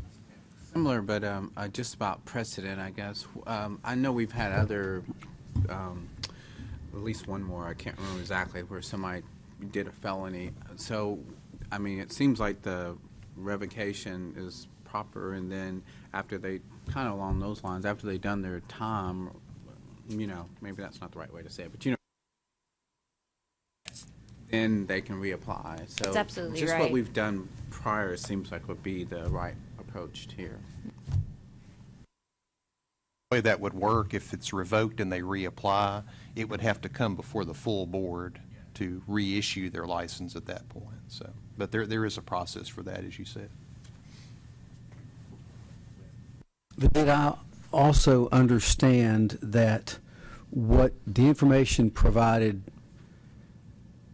to the board was different than the information that was shared in the court? Yes, the response definitely downplayed the role, and that could be due to timing as far as where they were in the criminal case. The response would have come in probably in May, you know, and then obviously it didn't, when he ultimately had to go before the judge and speak about sentencing, it was, it didn't seem in tone and in comment to match the mitigating nature of the response submitted to the board.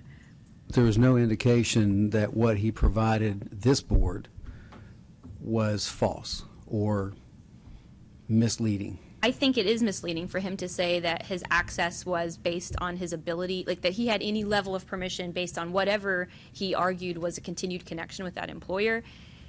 On what is available publicly and what we can access, that doesn't seem to be the case. That not only did they try to stop him from accessing this, he overrode those preventions to access additional server information to continue to hack into the server, despite them improving software, changing passwords.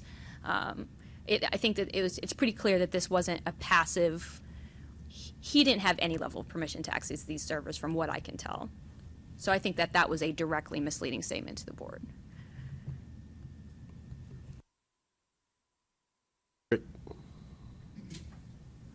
I'm sorry, I may have missed this, but is Tennessee his home state? That's correct, yes. Okay, so if we give him the death penalty, he's in trouble. Right. Nope, no pun intended. with Right. his Right, yes. Yeah, the sentencing. revocation would be a home state revocation. So, I mean, it's worthwhile to know that he does have 9 other licenses that will likely be affected by that. But then, if he's going to serve 18 months in a federal facility, or whatever their minimum is, he's not going to be practicing engineering, I would think. That's correct. And there's been some indication from the respondent that he understands the license may be at jeopardy as a result of that. Well, given that he's a stalker and a hacker, that's a whole another issue. But misleading information to the board, and then what comes out in the court, it's perfectly clear that the guy has some issues. So, I don't know that revocation is the move. Suspension may be. I mean, I'm just discussing this, and I think that being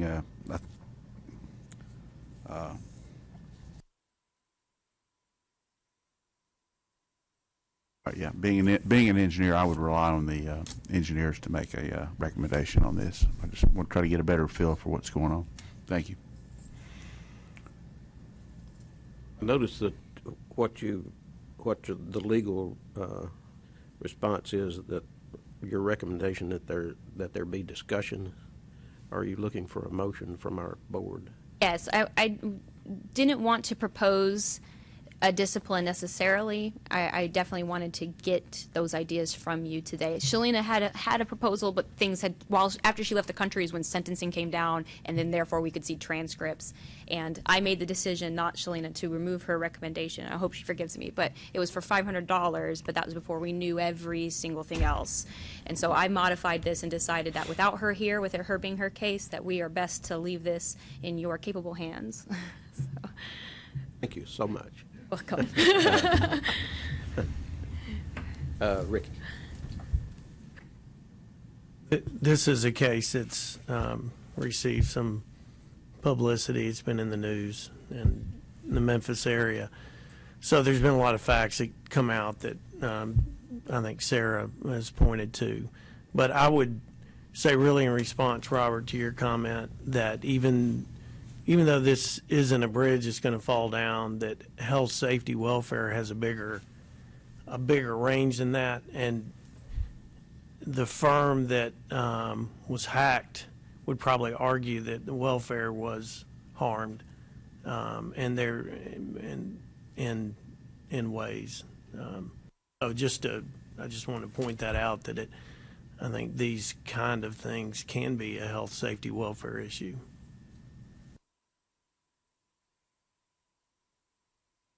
I know I'm not an engineer, but to me, the public perception of what's happened to this firm is damaging because of a former employee, and if it's made the media, if we don't take a stand, I think it really hurts our image as well. So I think we need to move forward with a very strong statement against this individual. So I was looking at the typical fines and ways in which we mete out punishment on these things. With regard to misconduct, it talks about being convicted of a felony. The normal violation penalty is $750 with a $500 credit for mitigating factors and $1,000 extra for aggravating factors. It seems to me like the guy is going to be paying a whole lot of money in multiples of that to a lot of other people, and that money's not really the issue here. The real power that this board has is to take his license. The comments in the spreadsheet that we have says usually results in suspension or revocation without civil penalty. And I would, in the absence of further discussion, I'm in favor of a revocation. Do we have a motion? Make a motion. I'd like to make a motion. I'd like to make the motion that we revoke his that we direct legal to revoke his license and proceed without civil penalty. We have a motion. Do we have a second? A second. We have a motion and a second. Is there any other discussion? Robert? No, the only discussion is, I perfectly well understand the point about health, safety, and welfare, but we've also suspended and done license for people that have done pedophilia type things and other things too. So, I mean, there's a health, safety, and welfare thing that's in a lot of different arenas.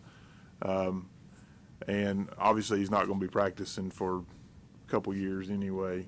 And I just think that from what we've done before, the suspension route is the more consistent route of what we've done once somebody serves their time. And we just had a case, I think, yesterday where that occurred. But that's my 2 cents, and I would not be supporting the revocation. I would be supporting suspension. So that's my 2 cents. Right. How long can we suspend? You can suspend indefinitely with some sort of I would do an indefinite suspension if you provide some sort of these are the steps to have it lifted.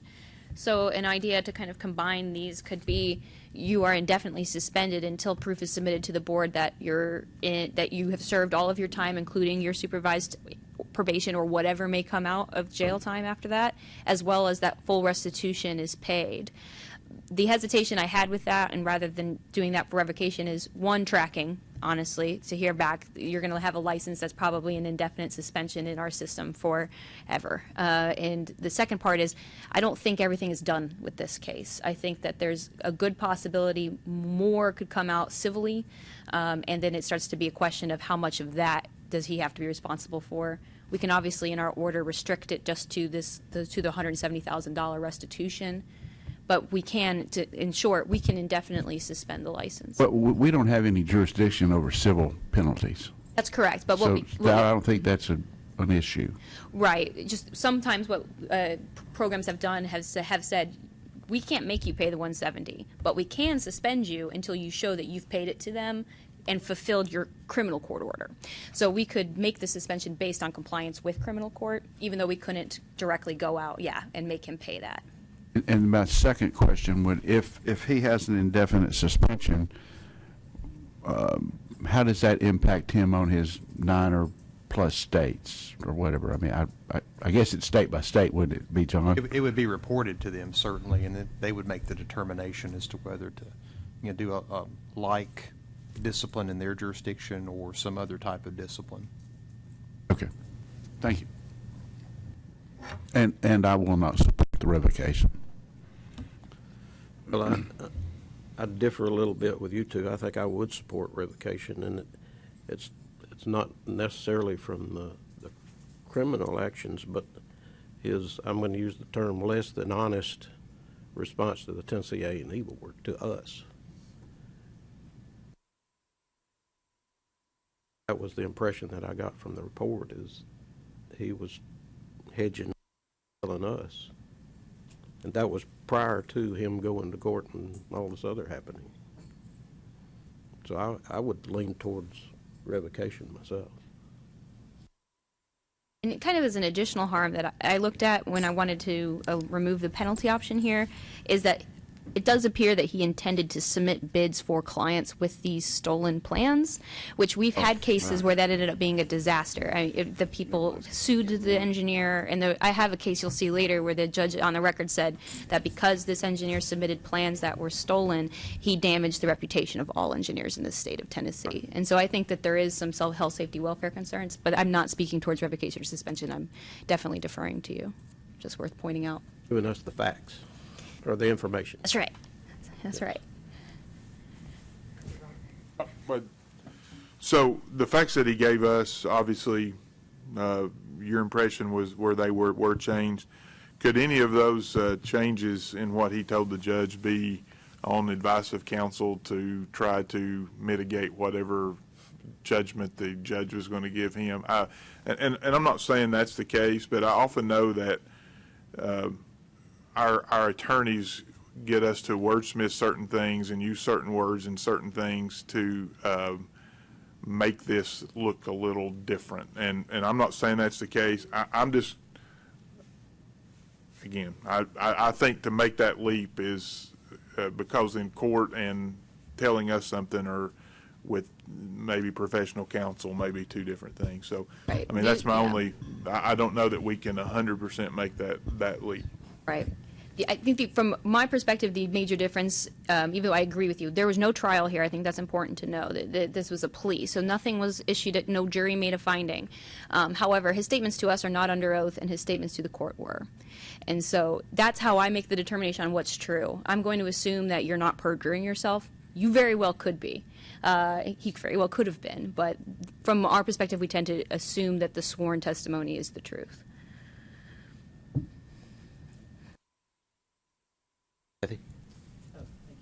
Well, I still feel strongly about the revocation, and I would like to just say that one of the things that I find very disturbing about this is the fact that he used access in this new world that we live in to go to an FTP site. It's not like he had to break a lock and come through somebody's front door and be really careful and stealthy and not be seen, and then later on someone discover his fingertips. These are the kind of things that frankly keep me awake at night when I think about my small little business and trying to stay competitive, and I don't have the money for a lot of the security features that a lot of other companies have. And so I'm relying on my employees and ex-employees to do the right thing. You know, if I let you go, and I let somebody go yesterday, we wish you all the best. We're not going to talk about you. Go about your business, and let's just part as professionals. And I think the board does have to take a really strong position on exactly these kinds of cases, because it stands for our reliance on the integrity of our profession. And this man clearly, be it a problem that he had, if he had a compulsive disorder of I couldn't help it, I just had to. Okay, whatever, but still, as a profession, we are dependent on each other to tell the truth at all times, and the integrity of our employees and our ex-employees should be something that we're not afraid to hold people accountable to. So. Is there any other discussion? We have a motion and a second on the table. All in favor say aye. Aye. Opposed? No. No. Motion carries. Case 10, 2017-039491, Respondent is a Tennessee registered professional engineer and resides out of state, and the respondent's engineer license expired on January 31st, 2016. In the process of reapplying to reinstate the license, the respondent self-reported that the respondent practiced engineering on an expired license. The respondent had been licensed for 11 years, 9 months at the time of the reapplication. The respondent was in charge of all electrical design decisions, including coordination with the utility provider, design of service entrance and grounding, distribution branch circuitry, 2 lighting receptacles, HVAC equipment, plumbing equipment, emergency lighting, fire alarm systems, critical systems such as UPS, generators, etc. Respondent provided a response and stated that when the office manager attempted to pay the Tennessee privilege tax, that's when the respondent was made aware and discovered the license had been expired for more than a year prior on January 31st, 2016. The respondent discontinued signing any Tennessee projects until the respondent's Tennessee license was reinstated. On June 21st, 2017, respondent's license was fully reinstated and approved by the board. The respondent stated it was a mistake and won't happen again. Mitigating is that they are now reinstated and came into compliance and self-reported. Aggravating factors, there's none, but it is a lengthy time. But sometimes it's hard to hold people accountable for time when it's when you realize later, just because you happen to have to pay your taxes. So that's a factor that sometimes is considered, but I have a hard time relying on it all the time. But the recommendation is authorization of a civil penalty in the amount of $500 for unlicensed activity, and laws and rules. Okay, we have a recommendation from the legal staff. Motion. I make a motion that we accept the recommendation. We have a motion. Do we have a second? Second. We have a motion and a second. Is there any discussion? Oh. I believe Rick.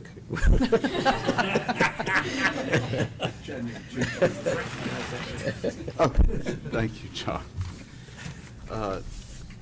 Thank you. In response to the penalty that's recommended, in other instances, we have given consideration to how many projects, how many sheets, that type of information has affected the amount that we fund.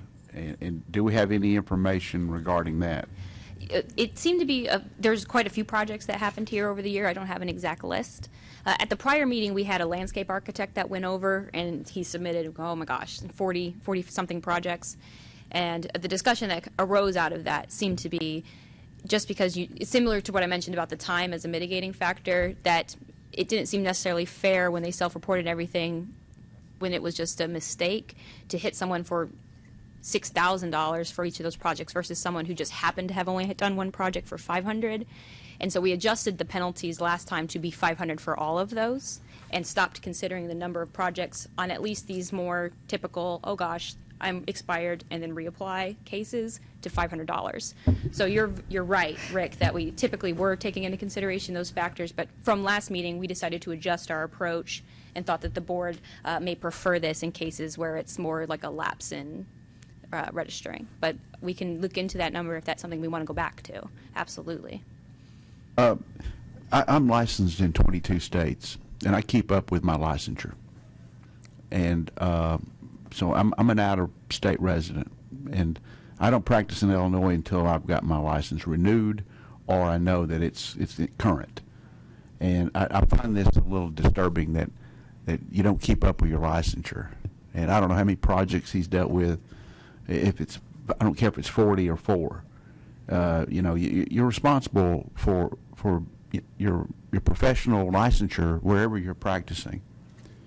And I get in situations where I might have let my license lapse for a couple of years because I haven't done any work there in a period of time. And then when I get a client that calls me and says, hey, we need to do a project in North Dakota. Well, how many do you do in North Dakota? Not many.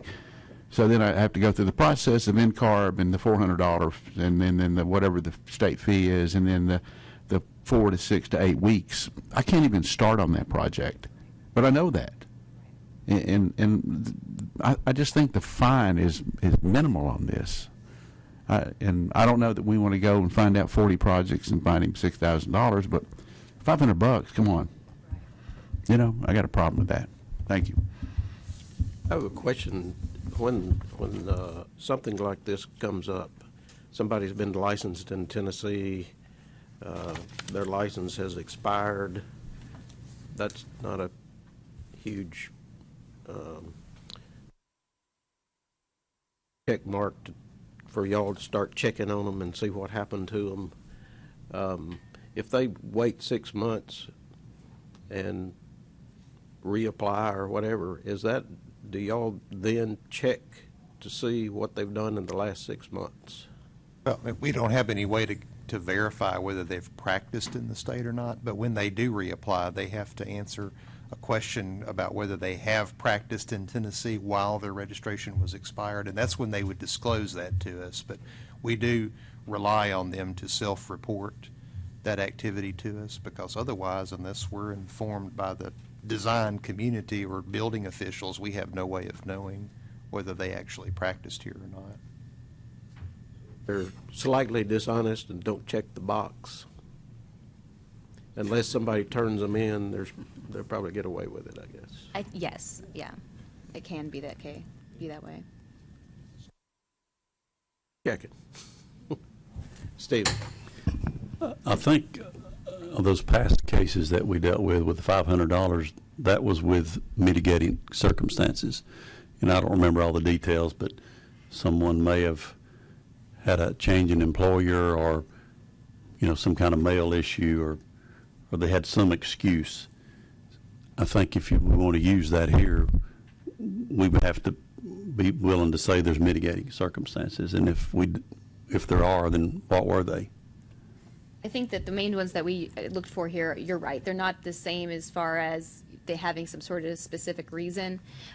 It seemed to be just self-reporting is what we looked at to say that you did at least check the box. And kind of going to what Frank said, that's some of the consideration that we take, which is that these are the folks that did choose to say yes on the form. And then a lot of times they'll even go ahead and submit us a list of projects. And even though that's basic compliance, considering the ease of the no, sometimes we kind of treat it mitigating. But I think it's definitely, I think that Rick also makes a good point that this is an essential part of your profession, and sealing those plans with that expired license can have detrimental effects to your clients. So if you'd like to raise the penalty on this, we can go up to $1,000. I think it's not unreasonable, but we're open to that. That may make some sense here. Motion. I'll make the motion. I make the motion that we revise the recommendation from the legal department to a penalty of $1,000 for unlicensed activity to be settled by consent order or formal hearing, as stated in the record. Second. And to take and pass the law and rules exam. And take and pass the law and rules exam. Excuse me, that's a friendly motion. Gotta stand up for Phil. That's right. All right, we have a motion. Did I hear a second? We have a motion and a second. Is there any other discussion? If no other discussion, all in favor say aye. Aye. Opposed? Motion carries. Number 11, this is 2017-047601. Respondent is a registered engineer in the state of Florida and self-reported performing an engineering service without registration in the state of Tennessee. Respondent has stated the respondent practiced one engineering project in Nashville prior to reapplying. This is the same situation, had a registration that expired, didn't reapply. Respondent provided a response and stated this was an inadvertent oversight and was not aware that the license had expired until recently, and immediately worked on getting the registration reinstated. Respondent stated that no construction had begun on the project, but the respondent had signed and sealed a foundation plan to be submitted for a permit, and immediately stopped working on the project when they realized the lapse. So mitigating with self-reported yet again, and then we did know for sure on this one we have one project. Seemed to be genuine in this case. So we authorized a civil penalty in the amount of $500, or requested a $500 civil penalty. Okay, we have a recommendation. Do we have a motion?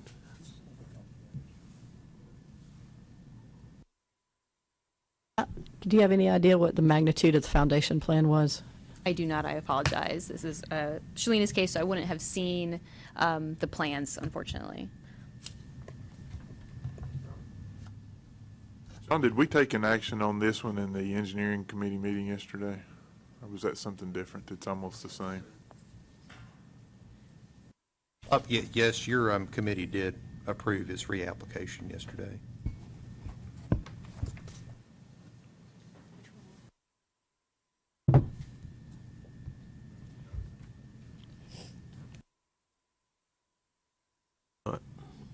I'll make a motion to authorize a civil penalty for $500 on unlicensed activity, and require the respondent to take and pass the laws and rules exam. And because we had one project that reported, which tends to fall in line more with what we've looked at from a mitigating factor standpoint. So that'll be it. We have a motion. Do we have a second to the motion? Second. We have a motion and a second. Is there any other discussion? All in favor of the motion say aye. Aye. Opposed? Motion carries. 12, this is 2017-0407, 40701, too many zeros. This one, a consumer alleged that the respondent was a firm operating in Tennessee without a license. When we reached out to the respondent, it turns out that they're not in Tennessee, that they are registered, but they're registered in other states.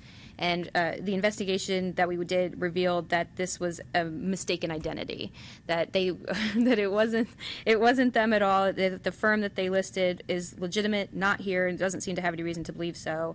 And that the complaint was actually against a company in Knoxville that is a contractor builder, and then that's where that complaint actually should be. So we sent that to the contractors board, and we recommend closure here. We have a motion. Do we have a second? Second. We have a motion and a second. Is there any discussion?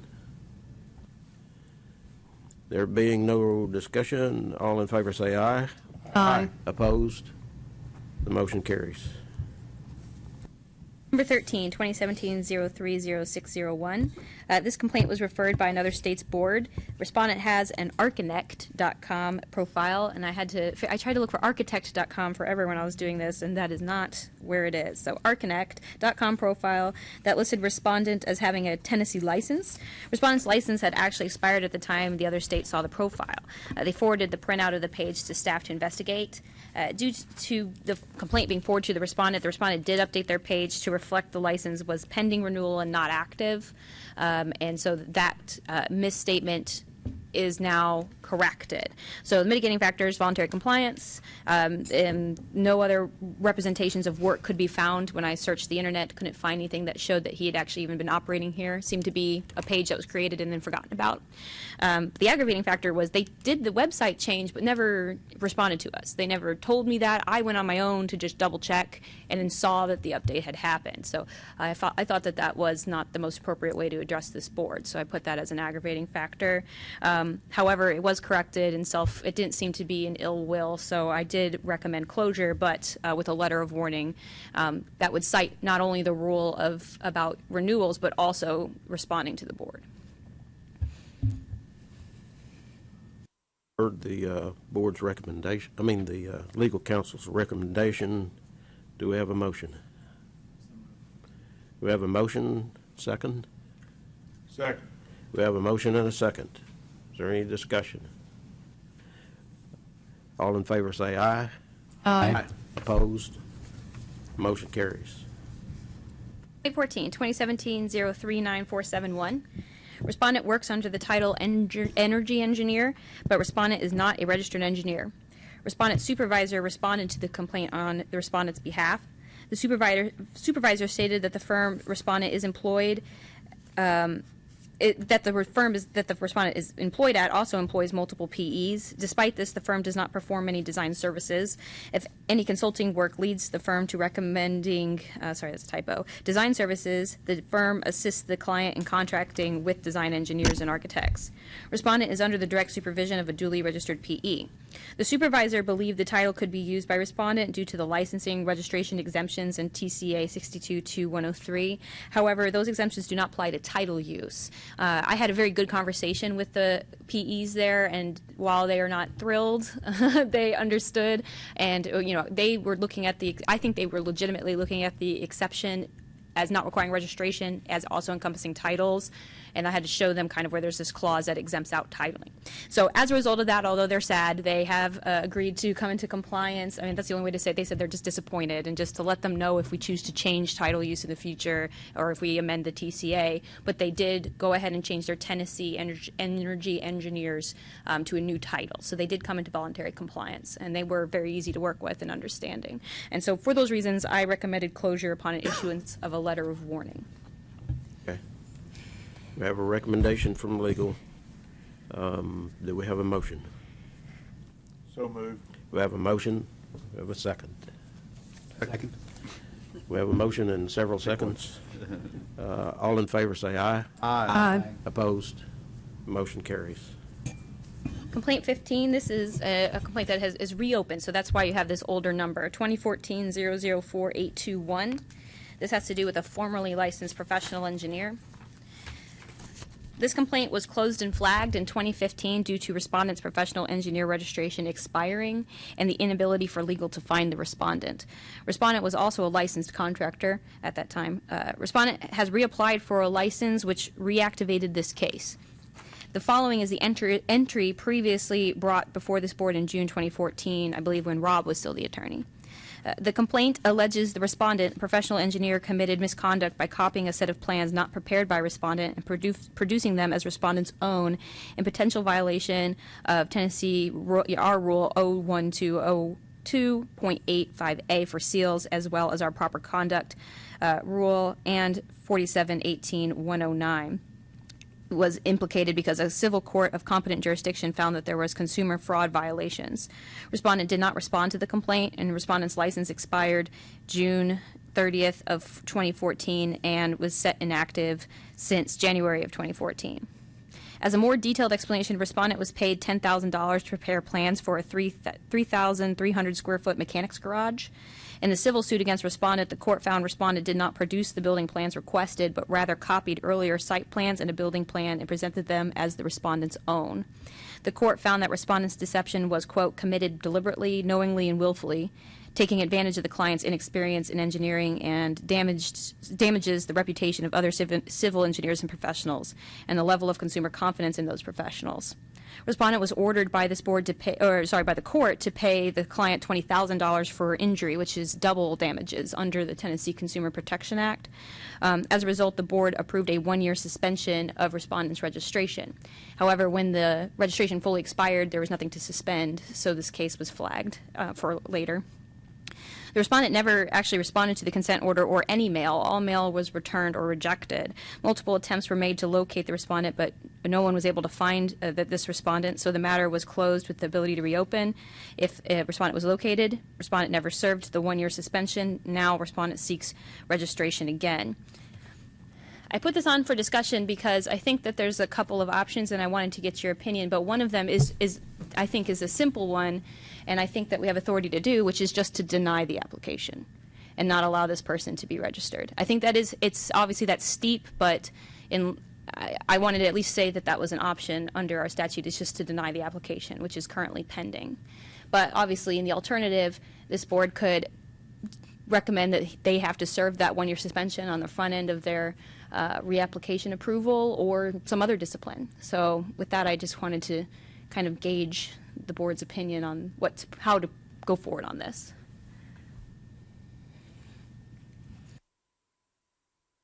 And offer my opinion is I think we should deny the reinstatement or being registered in Tennessee, the new application, however you say that.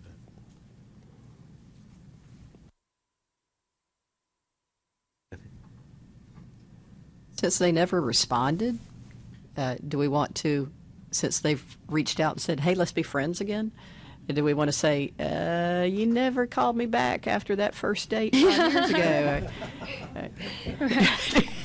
I think, John, John could probably describe any communication that has happened.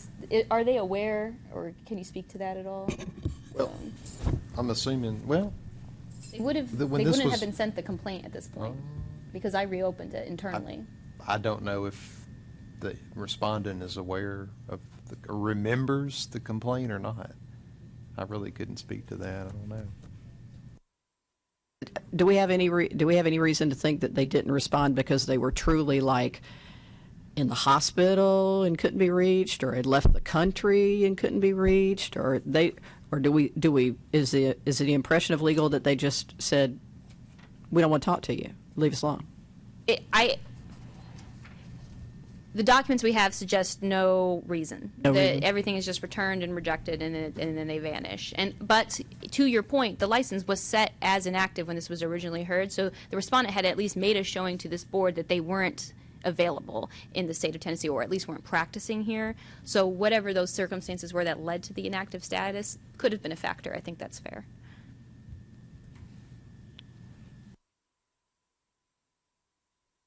I reviewed this file yesterday in the engineering committee, the applications, and there's a lot of information in here, and it's not clear why there was no response, because the respondent, or this applicant, was at Austin Peay State University as an instructor listed during this time in the state. So I don't understand why there was no response, or but in looking through this, and I also really kind of had a question about whether the form that you have to answer, with yes or no's when you reapply, were truthfully answered. When that question about, have you ever been denied registration or had your professional license suspended, revoked, or voluntarily surrendered, the answer on the form was no. And I don't know whether legally that's correct or not. It's actually it's legally correct. Okay. It's just fairly disingenuous, Yeah. because the only reason that didn't occur is because they avoided the proceedings. I was to sum it up, I was going to have a real hard time recommending approval of this application, and didn't think for the people of the state of Tennessee that was the right thing to do. Thank you, Ricky. Any other discussion? I just have a quick comment. Oh.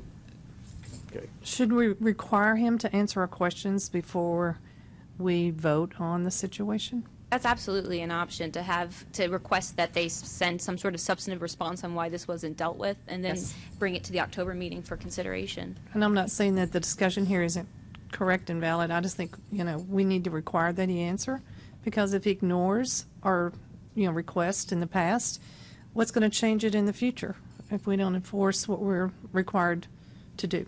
So I think that is a reasonable approach. We have more than enough on our timeline of how we like to proceed to do that, to send them a packet saying your application is being held pending your response to why you didn't respond to discipline.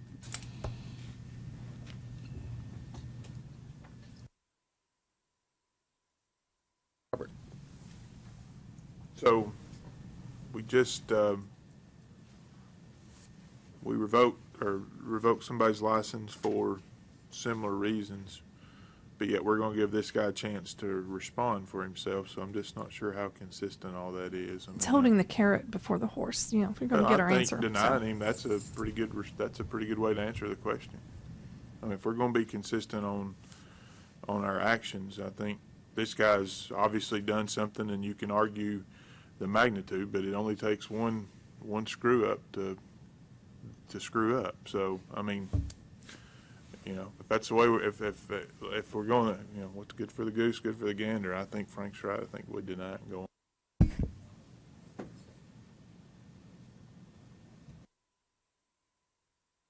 I have a question, actually. Ricky, absent this complaint, when you reviewed the application, in your opinion, what would your recommendation have been regarding the application absent this? I was going to recommend to not approve the application. In the absence of this complaint, this history, in the absence of that, you would not not. Based on the information that came with the application, I didn't know it was a complaint at the time. So based on this information, I was not going to recommend anyway. Okay. Approval. Do you have a motion?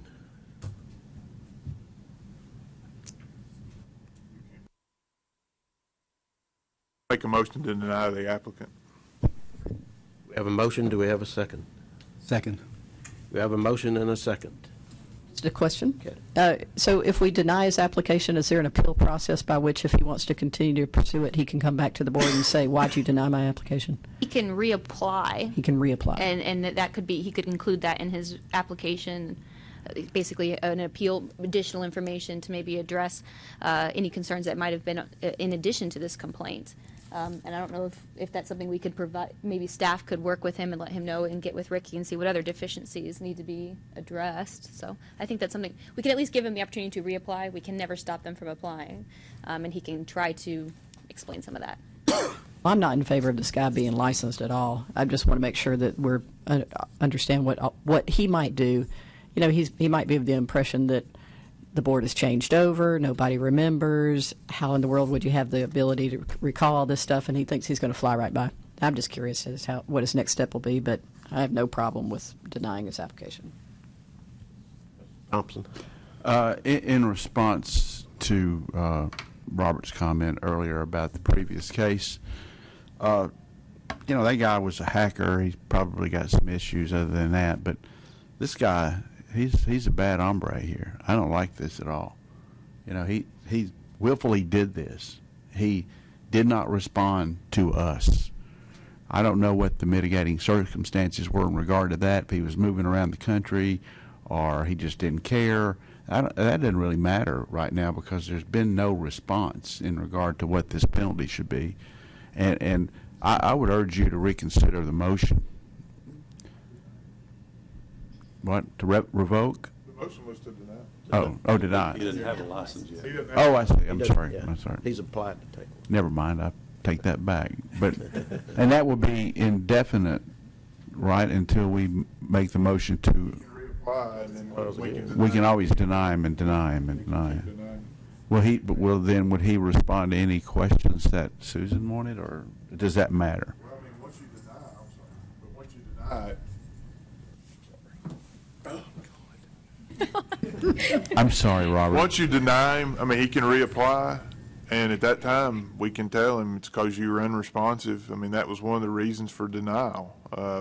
But we've been after him for 2 or 3 years here. It doesn't seem like he's going to be responsive to much besides a yes or a no. I mean, just that's what appears to me, because he's already broken the rules once and done something that really, on its surface, you know, somebody would look at it and say, well, it's just a garage, it's just this. But I mean, it's a structure, and he copied and pasted a set of plans with absolutely zero analysis and zero effort done to make sure that what he was putting forth would actually work in the situation that he put it forth in. And I just think that's extremely dangerous. So. The authority that we have in 301 of our section for denial says that no person shall be eligible who is not of good character and repute. So if this, keeping that in mind during your discussion, it may be worthwhile to try to think about that denial grounds in light of this, just because failure to respond is probably a portion of that. But I think just for cleanliness and for the board, the authority is under good character and of poor repute. So it might be worthwhile, if you have any comments about what he did and if that relates one way or the other, it may be worthwhile for the discussion and also for the future if he does want to review this video to see what it is that caused this denial. So I would encourage anybody that had comment in that way to say so. Would that be an amendment? Yeah. Okay. Let me go ahead and restate the motion, if that's all right. Then I make a motion to deny based on the misconduct that he had alleged before that was not properly vetted. I mean, is that right? That seems to indicate a lack of conduct becoming an engineer in the state of Tennessee.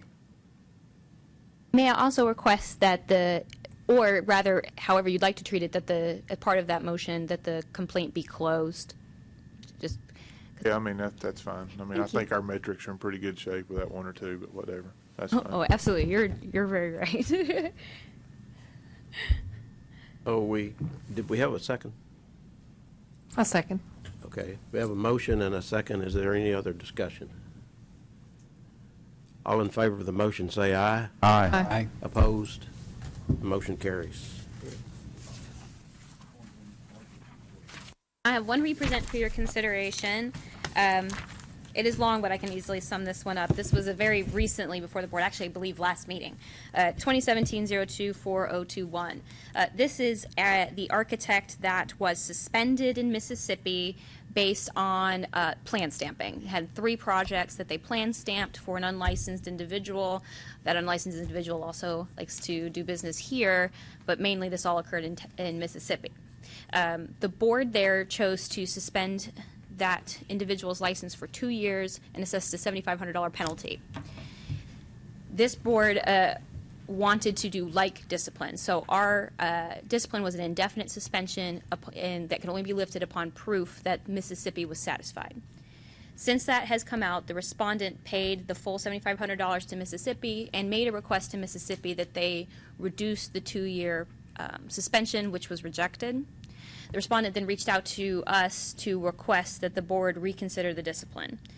This reconsideration is based on the fact that because the respondent is, the home state is Tennessee, and their day-to-day business, which is not the business that was involved in the Mississippi dispute, he works for a large corporation doing basically prototypical drawing, review, and stamping, that the punishment in Tennessee is actually greater than Mississippi's discipline, that the actual effects of it would mean he lost his employment that wasn't implicated and that it would be significantly harsher.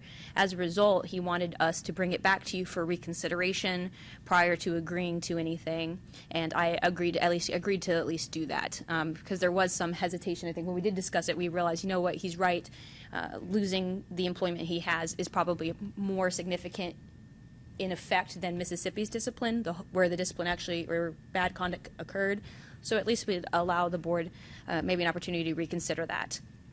But I defer to you. I don't necessarily, I think it's up to you. I'm happy to proceed on the suspension approved, but I do see at least his point that it would result in loss of very long-term employment that he's had here in the state, that truly he's pretty heavily supervised and likely wouldn't have these sorts of issues.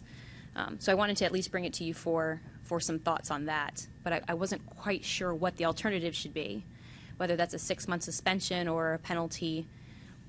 So sorry I had so many discussion ones this time around. I apologize.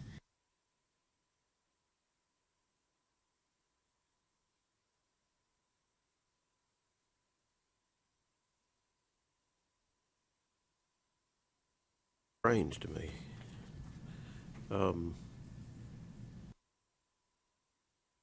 Do we have any discussion? Do we have any evidence that his Tennessee large corporation employer is aware of this case? Well, I wanted them to respond, so I sent the mail there. So they may, but I don't know if they read it. So no, I don't have any inkling of that. I'm willing to say that it's likely, but this is not without any evidence, only because I believe the scope of his employment also required some level of the Mississippi license being active, so they would know, because the plans he's stamping are for franchises that go all over the country, and so my guess is anytime his registration in other states is affected, that's something they're going to need to know, because he's not going to be able to look at those franchise location plans anymore. But I could be mistaken on how that works, because this is my first introduction to that world at all, so I had to do a little bit of learning. So my follow-up question would be then, is it possible that he has continued to exercise his licensure privileges during the time period between when we discussed all this and today, when he's asking that it be lifted? Yes, because he has not agreed to the suspension, so he's not suspended. He's not he has suspended because he hasn't accepted it. Right, so, and we haven't done the hearing yet of any kind, so. Okay. He's not breaking any rules by doing that. No, she had the same question I did. I do remember this case, actually. I think this is the same one I do remember. So, but in his, I think you cleared it up, but I just want to restate it. So in his present position, he is required to stamp drawings, and if he loses that ability in the state of Tennessee, he could lose his employment. Is that what there's? Oh. I think it could, but I think it's likely. From everything on my understanding of his job, which actually was discussed in the Mississippi order, they touched a little bit on his employment. It appears that his function it's essential that he have a registration. Now, whether he can continue to do some level of work for franchise locations that are not in Tennessee, that's one thing. But I do know the company is housed here, so I'm not sure what their internal policies would be. But he indicated it would put it in jeopardy, and it's something the Mississippi board thought of, and it's something I thought of actually on the front end of this, but decided that I didn't want to take it into consideration just because, I don't know, it seemed like an outside factor. But when he brought it up and really emphasized it, I thought it was at least worth more discussion. Was there a, because he said just to shorten it, isn't that what it was? He asked for reconsideration of his first request. Really was, can I pay a penalty in lieu of any time? And I didn't tell him one way or the other. I told him this is what the board had agreed to, that they knew he was housed in Tennessee. In my original summary, that's included. It's included that his employment is here, but that I would bring it back anyway. Because I almost didn't want to, because in my mind, I don't want to bring things to you unless there's new facts. And I believe that the original report at least addressed this, where it was something that was considered. But when I have presented this to other folks in legal, in management, and in administration, they all were like, oh, it seems really harsh. So I thought, I'll at least bring it back because he is now here. He's before us. He's willing to accept something. I thought I'd give him the benefit to come here and have his point discussed. Last comment, but if we were to say, okay, well, let's just make it a harsher penalty, payment penalty, would we be like, I mean, that would be my only other question.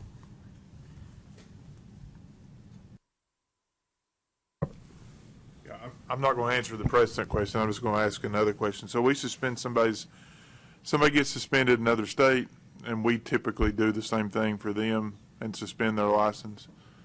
Right? I think that has been, my understanding has been that it's been similar to what has And those happened. people that we suspend their license can't work for that period of time, right? That's correct. Okay. So what's the difference? So often, I agree. I think that's, yeah. I do know the other reports do take into consideration home state. That is something that at least is discussed, but I think you're right. The actual implication is that we tend to do like discipline if it's a suspension or revocation. Okay, this is a weird one, but we suspended him until his Mississippi license was returned in good standing. And Mississippi has refused to return his license in good standing. That's 22 for us, I think. That was actually my original comment to him. You know, I said, ours can actually be modified, but it needs to be modified through Mississippi. And he showed me where he had attempted multiple times to do that. And from my discussions with Mississippi, I could have told you before he even did that they weren't going to. So I don't think there's any chance Mississippi cuts down their 2-year suspension. This was more than just for the actual violation. I think the process of getting to where they are was arduous for them. So, well, the issue too is the unemployment. You know, that's a tough thing to consider. However, when we revoke someone's license, they're unemployed. So you know, I'm just bringing this up for discussion and thought. I'm not saying yes, let's do this. No, let's don't. I just think that as a discussion point for this board, there are other factors I think that we need to consider, and if we had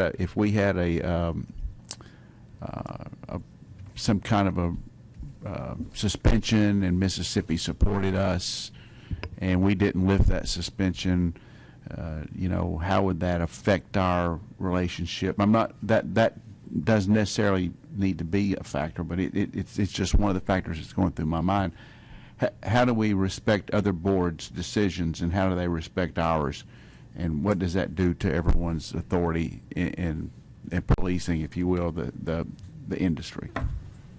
So I just asked that question to the board. Do we know what his compensation level was for this activity that apparently, do I understand correctly that he was being paid on the side to do this plan stamping in Mississippi, that was like a moonlighting for him? That's how he made extra money? Correct. And what was the compensation level in general, either on these projects or his annual compensation that he got for such activity? I am not sure of that. I don't think that information was available in the records I received from Mississippi, but it's something I can check in on. I'm not quite sure. I'm not even sure if I can't even say there was any or not.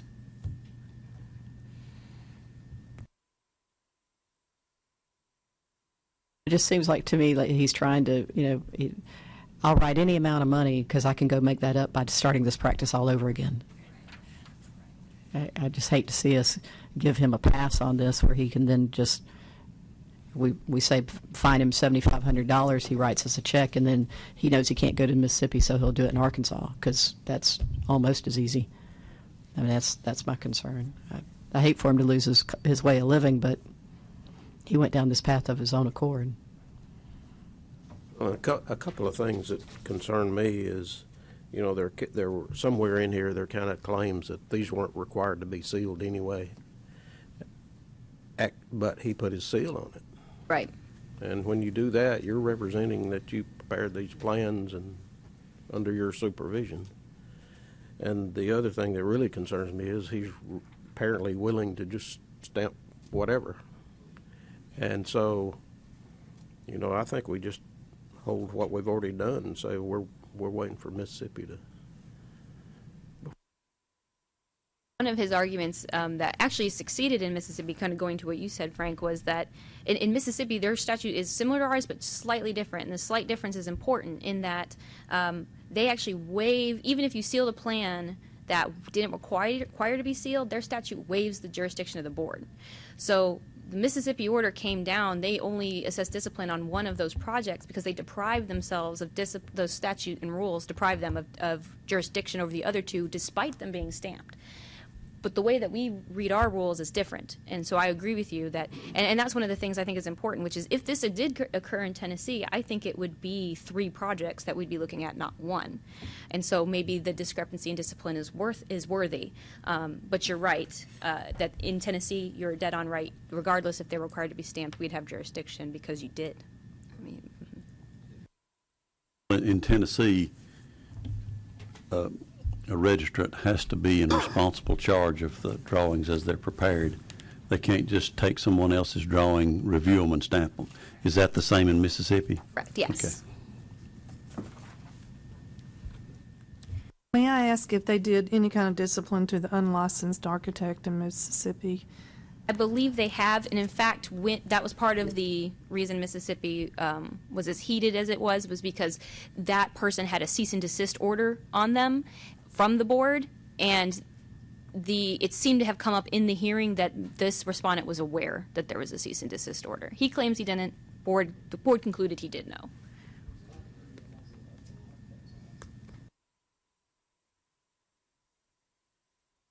Do we have a motion? Make a motion that we suspend the license until Mississippi is taken care of. Is it my understanding we've already done that? All right, so if you make Okay. a motion just to uphold your previous recommendation, Okay. that should do. I think that's similar to what you're doing, Susan. Yeah. Why do we even need to have a motion? I guess you really don't actually. That's true. That's true, Robert. You could just say we don't want to reconsider it. Go back to what you're doing, which is what we're going to do. If you'd like a motion for clarity, you can. If you don't, it's no problem. We have a motion. Do we have a second? Since we don't have a second, let's just stay like we are. Perfect. Thank you all so much. I know this was more extensive than we usually do, and I had some complicated ones on here to discuss. I really appreciate your input and time and guidance. Thank you. Thank you for putting everything together like this. Did a That's great a job. lot easier to Yep. keep up with on it. Thanks. Actually have one more. Oh, yeah, that's if you right. don't mind. Matt Reddish, guest appearance from your previous disciplinary We'll go council. get a coffee. Are we going back? Are we going back to the? Yes, Matt has a request just based on how to proceed on a case he's still doing. It's not on your legal report. He's just asking for jurisdiction, so I will allow him to do that. This is case 2016-049061. This individual, at the time they applied to renew the registration as an interior designer, marked that they had completed the required 24 education hours. They were selected for an audit, and they were not able to verify that.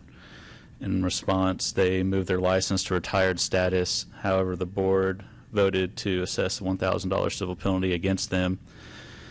I have filed a notice of hearing of charges against this individual, and I said it be heard before an administrative law judge. However, this board has not actually given authorization for cases of this type to be heard before ALJs.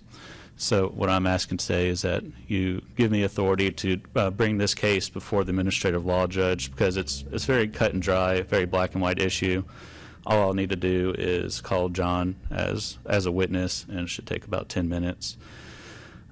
If you still want this case heard before you, that's fine. I'll just have to continue it probably till December, though, since the October meeting, I think, is at Vanderbilt, correct? I'm just asking if you're okay with me having this case before the administrative law judge. Does this require a motion from us? Yes. Okay. Could even make the motion very broad to just include any continuing education violations, or you could make it specific to this particular case. Sure. Most boards and commissions have education matters before ALJs because they are just so simple. I think the only thing this board currently has authority for ALJ cases for is privilege tax, which I don't think we even... I think also cases of reciprocal discipline. Yeah. Yeah, Those it's not could be on our heard chart. before an ALJ. Oh, okay. We found it in some minutes. Yeah. Am I allowed to make a comment about the case?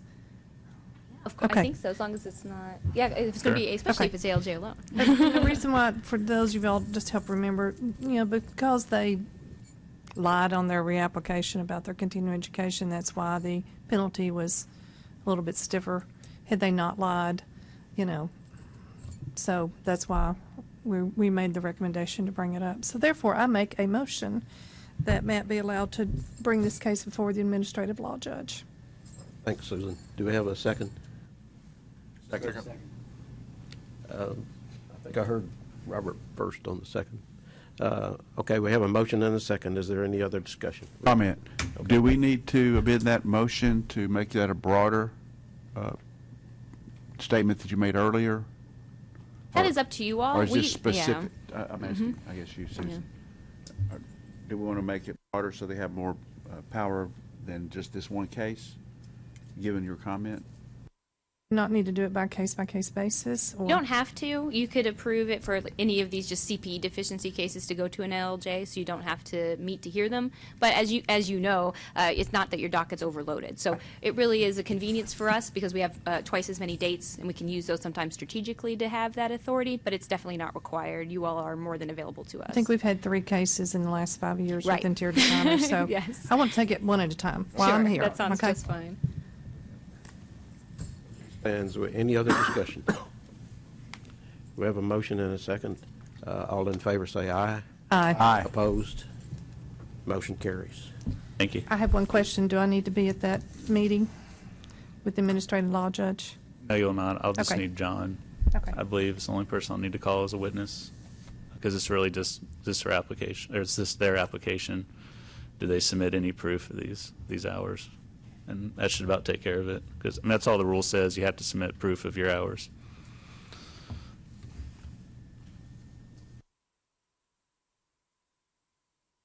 Rather than moving forward, why don't we take a 10-minute break? You see my hand going up. Good job, Sarah. Oh, wasn't there one I was supposed to go look up? Yes, I gotta go look up that one. Yeah, I'll come back. They really are. I almost More- forgot. Not your standard, like I will 5 check of the that same out. one, and maybe one controversial. Oh, I think it's so mad.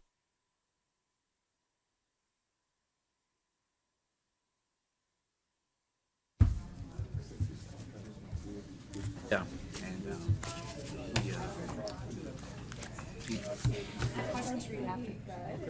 They're easier now. That's good. Both of these are strong. Good. Both of these are strong, so. Right, Director T-Dot, I mean. Are we rolling again, John? Yes, we are. Okay. Let's, Everybody ready to get to it? Okay, probably been ready. All right, let's move on with the director's report. John? Before we get to that, if that's okay, I actually went and looked up that information on that okay, complaint, so I great. figured we could wrap it up and I'll move on. I was mistaken on the license. So just as a reminder, this is section number 2017-020051, which is an individual who had engineer as their title on their website. The individual is not an engineer, and the firm is not a engineering firm. It is a contracting firm. I knew it had a license. I apologize. I mixed that up. But they are partnered with a licensed engineering firm because their main industry is solar, design system, installation, things like that. So they do the actual contracting, installation, and construction, and then they are partnered with another Tennessee engineering firm that does their design work when needed. It appeared the contracting firm itself is a small firm, a contracting firm operated by, it looks like a husband and wife, and I believe one of them may be the webmaster. And it does appear that the bios where that information was drawn, they're linked in their profiles. When you click it and you read his, it says he's project manager at a couple different engineering firms, but doesn't say engineer. And so it appears that we have two unregistered entities, didn't understand that you couldn't say engineer, and it looks like because of this complaint he got a promotion, because instead of engineer now it says he's like vice president of project management. So he may thank you for that, actually. So so it doesn't appear that there was really anyone who maybe should have been aware as far as at the top level, and it does look like when I looked at the bottom of the website that they have some sort of internal staff person, and then when I reviewed the staff, it looks like it's going to be someone who's an office manager that's also now responsible for the website. So I think in this case, a letter of warning is probably the best bet. We could do it for both. Yeah, absolutely. That's no problem. Okay, we have a recommendation from legal staff. Do we have a motion? I'd like to make a motion that a letter of warning be issued to both the owner of the firm and the individual himself who was mischaracterized. Thank you. We have a second. Second. We have a motion and a second. Is there any other discussion? All in favor say aye. Aye. Opposed? Motion carries. All right, thank you. John? Okay, director's report. As far as national council meetings, the three architects, Sarah Page and I attended the NCARB annual meeting in Boston, Massachusetts on June 22nd through the 24th, and there is a written report on that meeting that appears later on our agenda. A request has been approved for 3 engineer members, Ricky Bursai, Robert Campbell, Kathy Ware, and 2 staff persons, Elizabeth Goldstein and I, to attend the NCAAS annual meeting in Miami Beach on August 23rd through the 26th. Did I go to that? No, you haven't been approved to go. Hey, John, are you on a certain page of the handouts or No, anything? I'm not. This okay. is just an oral report. And but I will be on page 100 shortly, so you might want to go ahead and turn there. And a request has been submitted for Blair Parker and I to attend the CLARB annual meeting in Boise, Idaho on September 14th through the 16th. Blair's been approved. Mine is still pending, so I'm sure we'll both get approved for that shortly. As far as outreach, as far as I know, I'm still scheduled to speak briefly at the ASLA Tennessee Annual Conference in Knoxville on September 8th. I haven't gotten details about that yet, but I'm sure Nathan will give me those details shortly. Robert Campbell and Stephen King are still scheduled to speak at a meeting of the Eastern Chapter of the Tennessee Building Officials Association on September 13th in Knoxville, and I'm going to put together a presentation for them to use and follow up with the person that invited them as well regarding what specific information they would like you to address at that meeting. I won't be there because I'm going to the CLARB meeting in Boise that day, so wasn't able to do that. And also, NCARB is scheduling an outreach visit to the University of Memphis in late September, or what's so funny about the CLARB meeting? You chose Boise over Knoxville. No, imagine that. Yes, I did. But anyways, NCARB is going to do an outreach visit to Memphis in late September or early October. They haven't set a specific date yet, but they have invited a board representative to attend.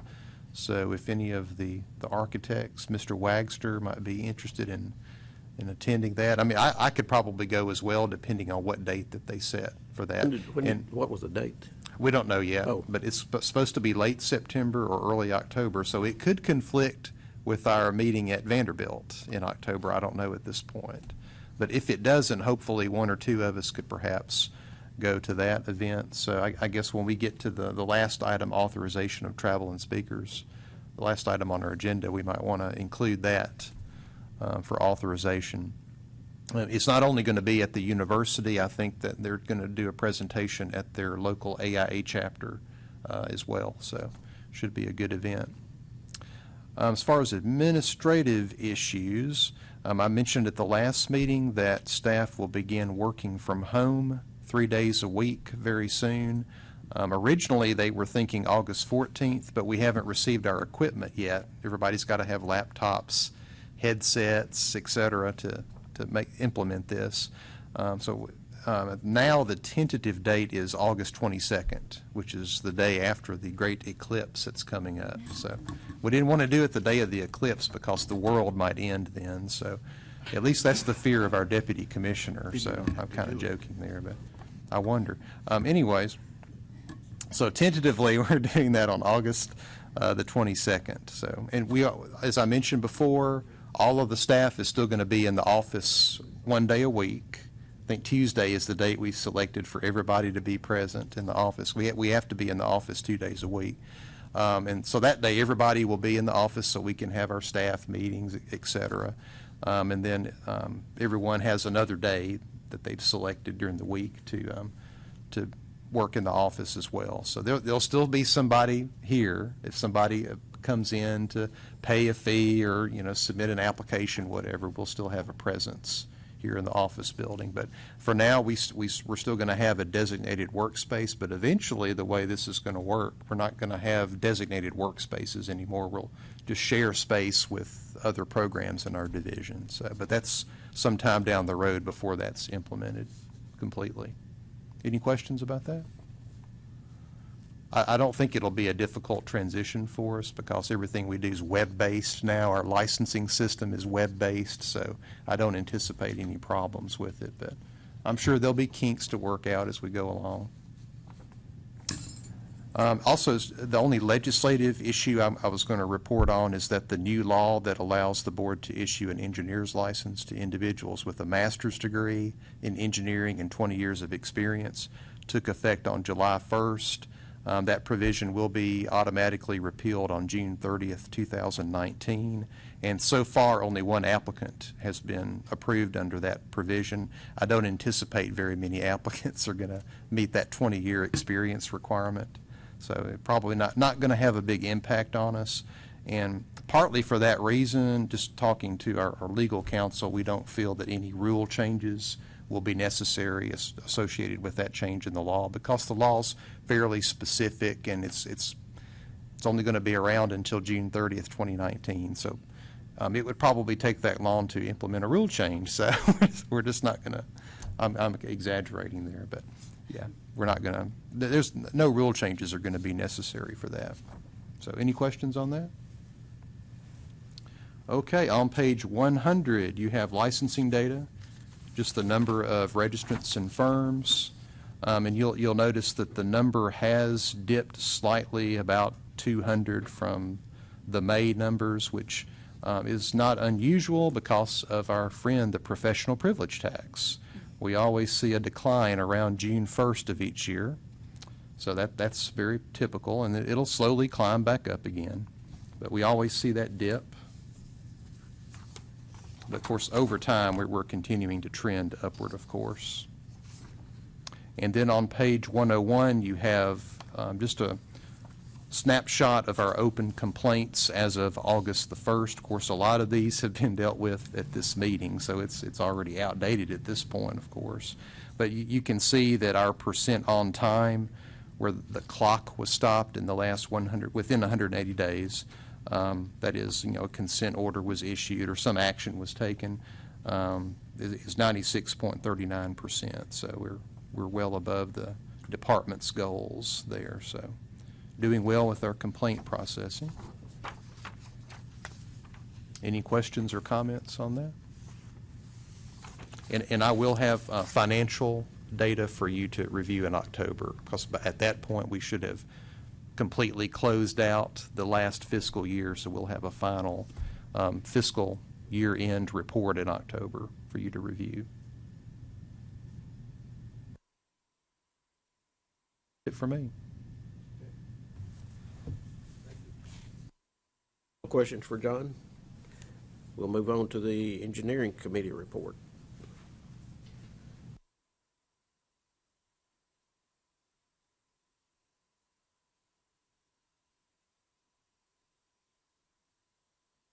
Forgot about that yesterday, didn't we? That somebody had to report. Oops. So the engineering committee met yesterday at 1 o'clock Central Time, and the main thing that we did was we had probably 15 or more applications to review and discuss that were in some sort of discrepancy between people reviewing them and things with our rules, and we went through that process. We also went over the NCAAS annual meeting motions. Most of those did not appear to be too difficult, although there are a few things that we need to keep our eyes and ears on. We obviously went over the engineering exam results, and there were some, I think John pointed out, was it Memphis? Memphis, right. That had really done very, very well. Had a number like 30 signed up, I believe, where they hadn't before. 80, maybe it's 80. Yeah, 80. It's 80. I'm trying to, Yeah. the numbers in my mind, I'd be getting to connect the dots. So anyway, so tremendous improvement there. We had an email from TDOT from Jennifer Lloyd as they continue to look at some things they are doing with sealing large number of sheet plans, and we'll bring that before the board at the appropriate time. They're trying to get their process a little bit more straightened out, but it's similar to what Florida uses, where you stamp, all engineers stamp one sheet, and you tell what sheet you're responsible for, and then there's a watermark, but you only do it really with an electronic plan, not with what you'd print out. So you guys with 3 or 4 or 5 or 10 sheets, it probably wouldn't impact you. It's just another way to do that. And again, when you've got 500 or 600 or 1,000 sheets, it really does make a huge difference. We mentioned decoupling just a little bit yesterday, but really didn't talk about it since there was really no new information to talk about along that. And I think that was pretty much it, right? All right. Any questions? Sorry. Comment. Thank you for your compliment that we can do as much work as you can on 6 sheets when you take 1,000. Appreciate that. Yeah, but typically our projects are like 5 and 6 miles long, where yours are like an acre. So just calm down a little bit, big boy. I have no response to that. Moving on. The Continuing Education Committee report. Oh, that's me, okay. We met yesterday, and our legal staff and John have gone through and made several proposed, or a draft of proposed rule changes that I'm assuming we don't have time to go over all that today, but to kind of go back over what some of the high points of that. Several issues were brought up. One was having the option to renew your license on a calendar year basis, or on the basis that we do now, which is, I don't know, is that your birthday or what? Anyway. It's the 2 years prior to your registration expiration date. So if it's Right. like your expiration is June 30th, 2017, you report hours from July 1st, 2015 to June 30th, 2017. Had discussions of carryover hours and to reduce those and phase that out. I think through by 2021. Is that what we talked about? Then we talked, there were some rule revisions allowing circumstances of hardship that would allow you to forego having the CEU requirements. And then there were discussions kind of come back from the meetings from the engineering group and the landscape architects regarding health, safety, and welfare requirements. And it varies from my own position of thinking that all ought to be to, I think what we have or being proposed is like 7 hours of the 12 hours per year, or 14 of the 24 being required to be health, safety, and welfare. I think that's where it sits now. But anyway, we'll have more discussion or bring that back at the October meeting. And but anyway, I think the staff has done a great job in reviewing done what we'd asked, basically, and reviewed and come back. May I add to that?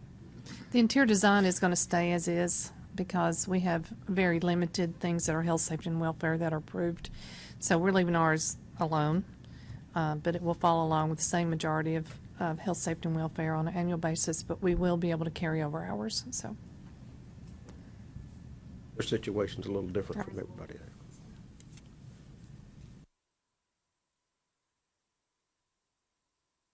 Moving on, the Architect Committee report. Rick? Yes. We had our architect meeting this morning at 8 a.m.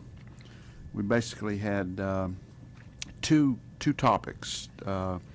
One was the intern titling, which relates to the NCARB and all the various states trying to determine what the new title for an intern will be. And then we had a discussion on the NCARB, let's see,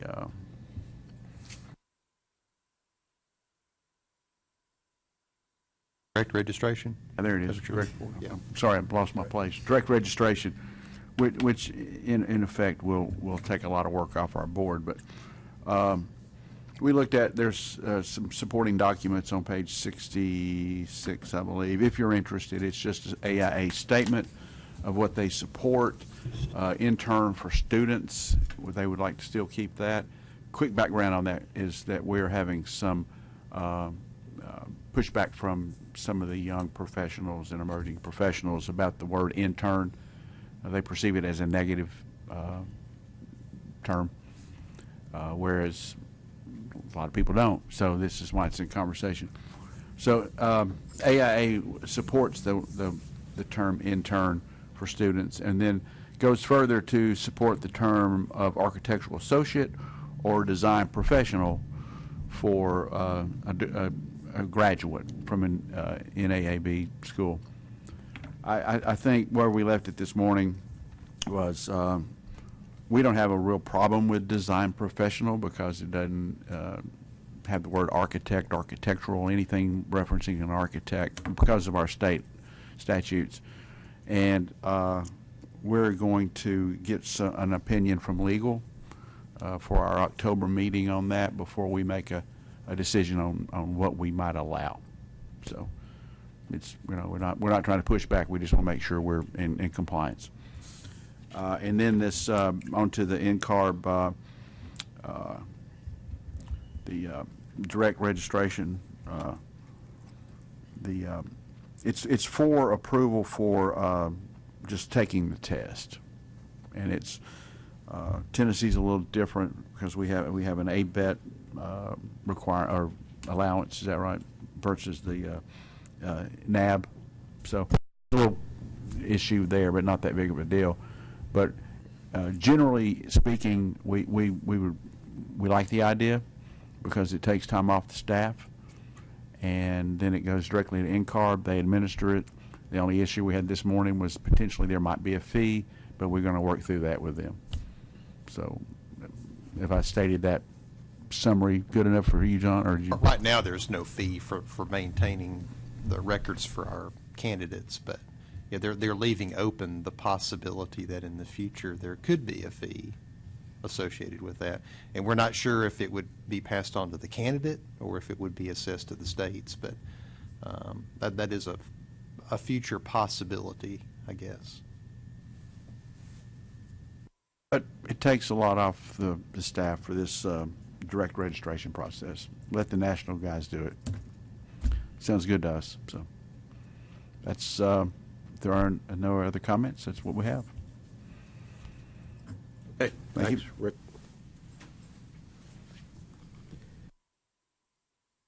Under unfinished business, John, you want to go over the action items? Yes, that's on page 102 on your iPads. Action items from the last meeting. Under my name, I did send the letter to ABET expressing the engineer committee's concerns about proposed changes to the EAC ABET criteria.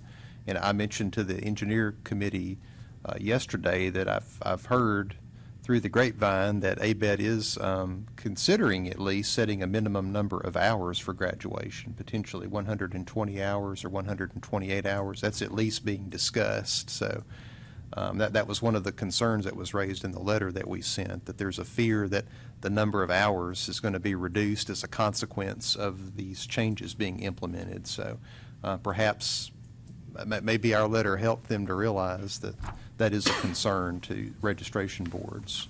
So that was good news. Of course, the reference manual, that'll be an ongoing issue to continually review that. I've sent grant application letters to the schools. The due date for grant proposals is August 31st, and those will be presented prior to the October meeting. And then at the October meeting, the grants committee will discuss those proposals, and the board will, it's anticipated that the board will vote to distribute the funds at that meeting. And then we'll, of course, draft the contracts to distribute the money at that time, after that meeting. Also have posted the revised QBS FAQs on the board's website. Under legal counsel, I don't know if there's much to report there other than the rule changes have been filed, and we did draft the continuing education rules, as you're already aware. So that's really all there, unless you have anything to add there. That's pretty much it. And the CE committee, of course, did meet yesterday and discuss their bullet points. We did submit a legislative proposal, as y'all discussed, I think at the last meeting, to eliminate the experience duration requirement in the law for architect exam applicants and simply to require completion of AXP, formerly known as IDP. So that has been submitted. I haven't heard anything back about the status of that proposal. Have you, Liz?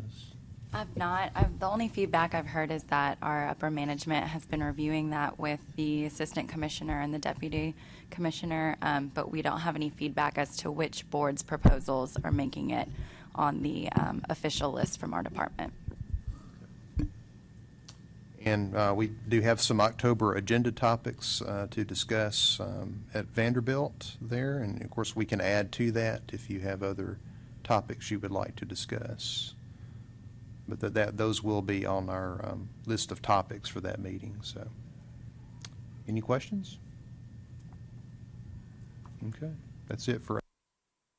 Excuse me. Would it be possible to get the grant applications within a couple weeks of the deadline? Oh, definitely. Yeah. Okay. Yeah. At least I can can read send them them before I out go. as we receive them. Okay. Yeah. So you I'd have like more to time read to them review before I them. go. I haven't received any yet, but I'm not real hopeful that I'll get more than one or two prior to the deadline, but that would be nice if we got them sooner rather than later. But I'll send them out as soon as I get those. Thank you, John. Moving on to new business, the first item here is committee assignments, and right now we have on page 103 we have the committee members from the 2016-2017, and I think in our October meeting we'll look at revising this list. I would like anybody that's interested in being on a committee or another committee, if you would, contact me or John, and we'll try to get you in the right spot. There are a couple of things that we probably need to change prior to the October meeting. One, since Blair is now the secretary, that makes him now the chair of the Finance Committee. And since Philip Lim and Susan Maynor are no longer on the board technically, I think Philip may still be until he's replaced. But anyway, Susan Maynor's retired. That only leaves 3 persons on the Grants for Higher Education Committee, and I've asked Robert if he would serve on that committee also.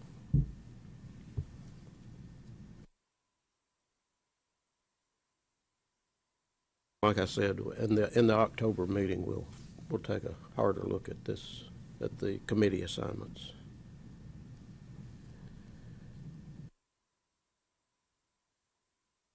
On the October meeting agenda. Okay. Do you have a draft agenda for the next meeting on page 104 on your iPads, October 4th through the 6th? This is our meeting at Vanderbilt University, just for some historical background.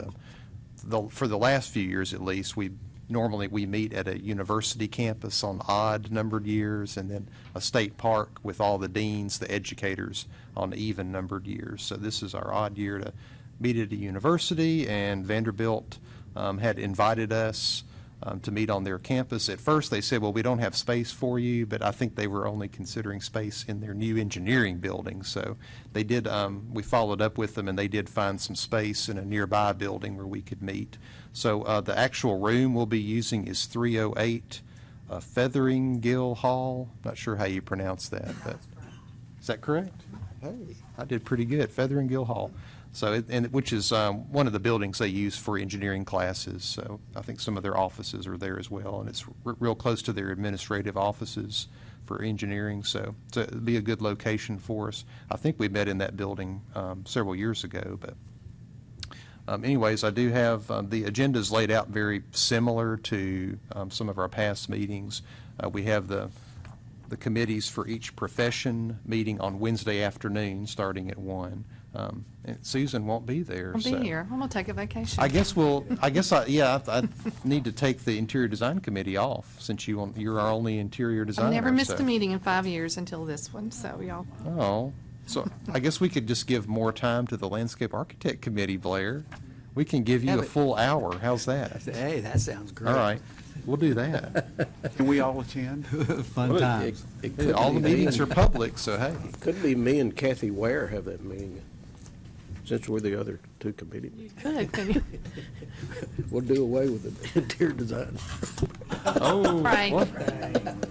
Oh. I think you have a staff member I need to call, don't you? Yeah, traditionally, we do just have the profession-specific committees meet on Wednesday afternoon, but since we don't have an interior design committee, we could have one of the other committees potentially meet that afternoon if you wanted to do that. So maybe we could move like finance or something, one of the committees that doesn't usually require a long meeting. We could move up to that afternoon. That might give us a little more time for some of the other meetings. Or outreach might be an option. So, yeah, I'll adjust it accordingly. Okay.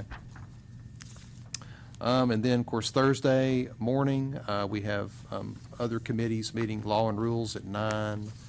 Then we have grants, finance, outreach. One of those we might move to potentially to Wednesday afternoon.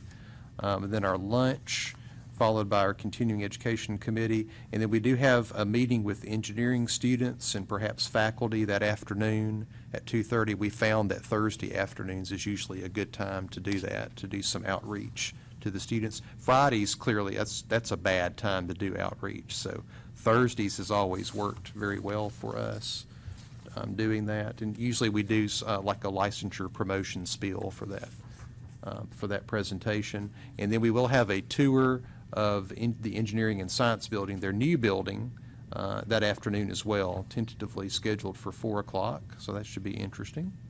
And then our board meeting's Friday morning, and Vanderbilt is going to be providing, of course, the meeting space, no cost, and they're going to be providing some breaks and I think lunch for us on Thursday as well. So I'm sure they will be excellent hosts. So any questions, comments? Yeah. I just, two comments.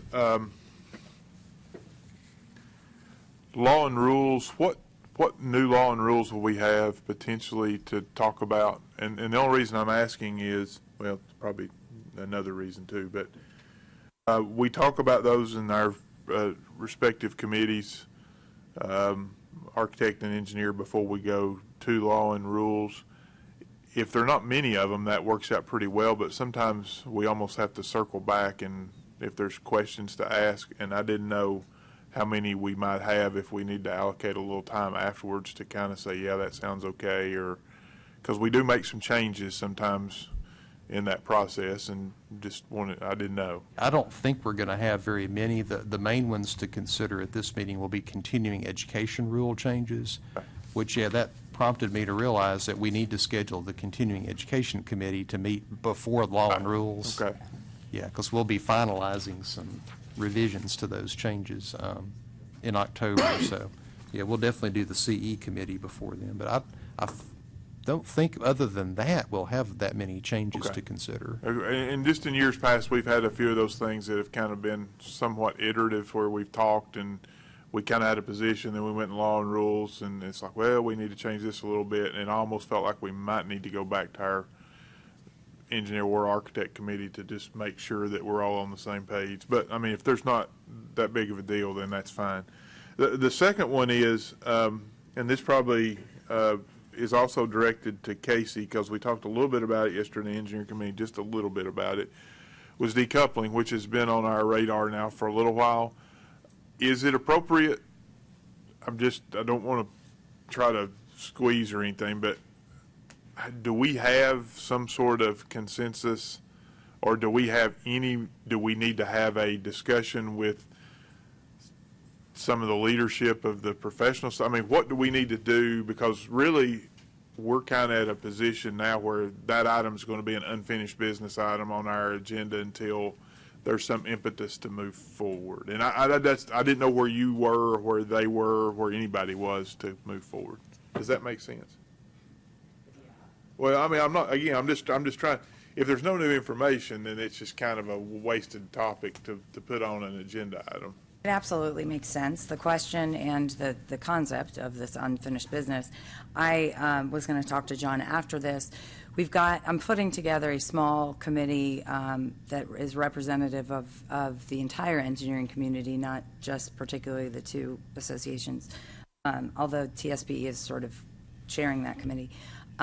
It really depends, from a timing standpoint, on whether or not the recommendation from the administration is that something is going to happen from their end this year, in which case, but if not, my recommendation has been, because clearly there's some impetus to handling this issue, that we prepare to have something together to discuss with the administration for the 111th General Assembly, which would open.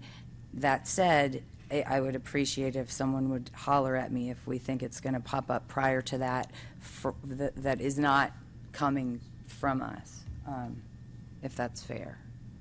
Is that a fair question? It was not one of our legislative proposals for this year, so I wouldn't I just didn't know if anticipate it might have come from somewhere else that we wouldn't be aware. And again, just I reckon the checklist person that I am, I would like to see us, if we're going to do this or not do it, we ought to have some sort of schedule going forward, or some sort of, say we're going to try to do, so that we're all working towards a goal, and it's not just some abstract concept that we're talking about for the next 5 years. And again, that's not endorsing one way or the other. It's just, this has been on our radar now for 3 years, maybe. At some point, and that's fine, and it's worthwhile having that discussion, but that discussion needs to be leading us to a conclusion of some sort. I think that if it is appropriate for you all at a retreat setting, because your next retreat will be a little late in the game for that, a year from now, if we're actually going to put something meaningful together that there's some general consensus on, because obviously the boards, we would like direction from the board on that. We don't need to get sideways with anybody on this. And I think if we can figure out, perhaps that is the right time to do it, for you all to invite, and it might be that it's, that might be a great time to do that, to have where there's we're not running under the gun, but it gives us some time to really wrap our arms around what are the clarification points that we need to put in place to work toward. Right. Well, Casey, Go ahead. is there a reason to do something similar, not because there's a legislative issue, but because QBS is a similar issue that it's on our agenda? We talk about it almost every single meeting. Is there any type of summit-like a discussion with the engineering community that should be addressed at the same time? I think that's entirely appropriate. And actually, it's one of the Chris asked me a question about that the Friday afternoon of our conference, and I've sort of been blocking time thinking that decoupling may become that issue, but to sort of have a town hall of some sort. It may be that QBS is the right issue to have for that, because Mickey Sullivan and I were doing a little case study earlier in the day, but it's pretty short and it's not going to be I don't know that there's going to be time for a lot of interaction. That might be an incredible opportunity to, since you have yet to decide on the speaking arrangements up here for the day, I would love to invite you all to host or, to become a panel of sorts to talk about that. I think it's a big enough issue right now.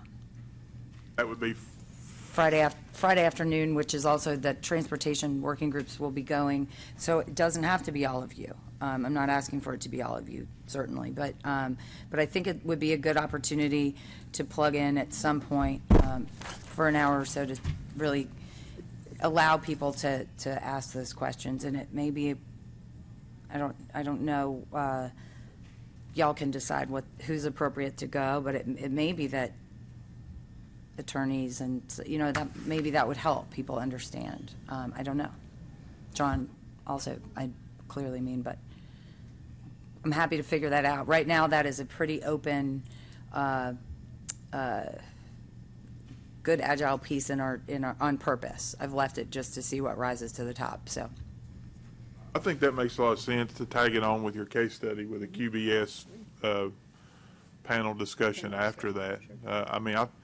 Like I said earlier, I think we need to get this QBS thing on both sides to be easier to do proposals, but it also needs to be easier to evaluate them too. I think that's part of the pushback we're getting. It takes a tremendous amount of time to evaluate these things and have to go through the process of the advertisements and all that. And I think that's some of the pushback we get sometimes on QBS is just the time. So anyway, that's my 2 cents.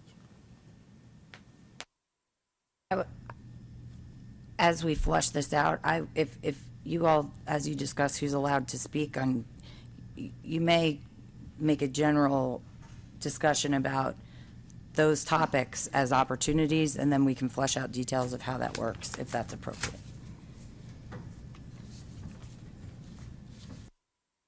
Willing to be a part of that. If need, I'm going to be there. One potential topic for the October retreat, probably for the engineer committee, is after going through so many applications yesterday to apply for taking the exam, and a lot of the same questions come up with every application.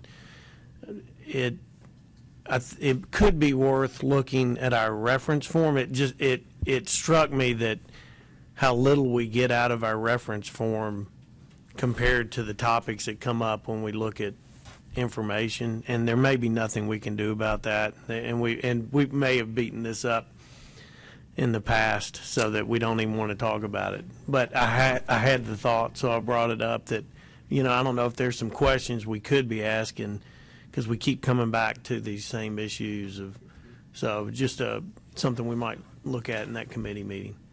I think that's a solid thing, because just from a consistency standpoint, going back over that progressive engineering experience and some of those things that we tend to kind of struggle with, and make sure that we're calibrating ourselves, I think would be probably a great exercise to do.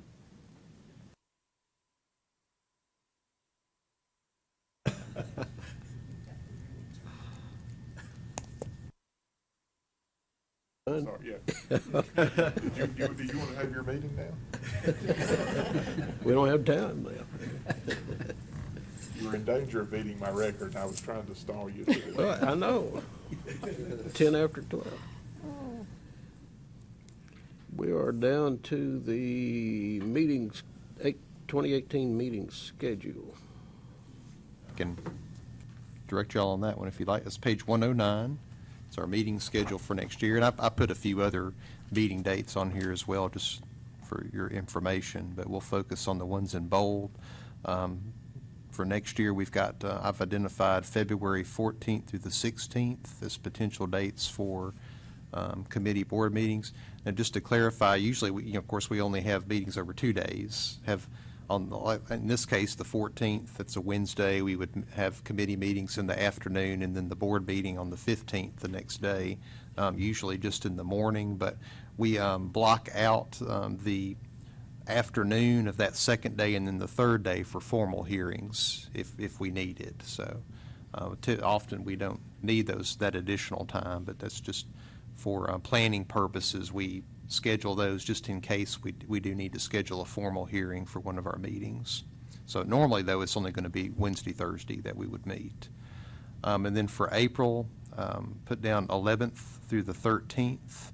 And we will be, tentatively, we are meeting with the surveyors on April. The engineers will be meeting with the surveyors, I should say, on April the 12th. That's in the afternoon.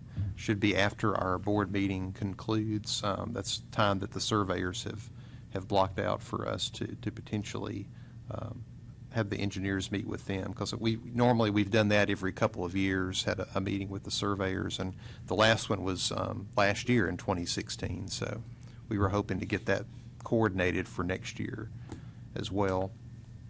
And then also you'll see June 13th through the 15th, August 8th through the 10th, and then have our planning session retreat October 3rd through the 5th. And next year would be at a state park to be identified at this point, where we would have our meeting with the educators. And then the final meeting would be December 5th through the 7th. So hopefully everybody's reviewed this to look for conflicts. So, and you would vote to approve this meeting schedule at this meeting. I meant not to approve or disapprove. When we meet with the surveyors this time, can we have like a real agenda on topics we're going to talk about, and who generates that? A real agenda.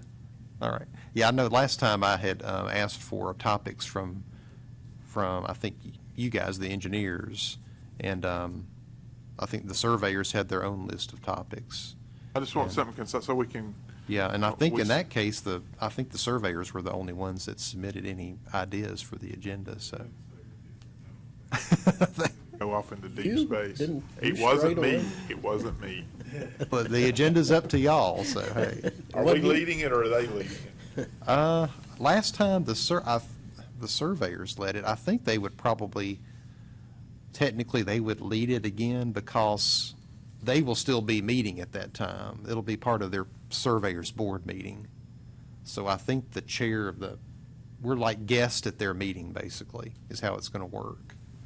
Because our meeting will already be adjourned at that point. So I think so the plan is, I think the chair of the surveyors board would actually direct the meeting. I think to do otherwise might be construed as rude and boorish.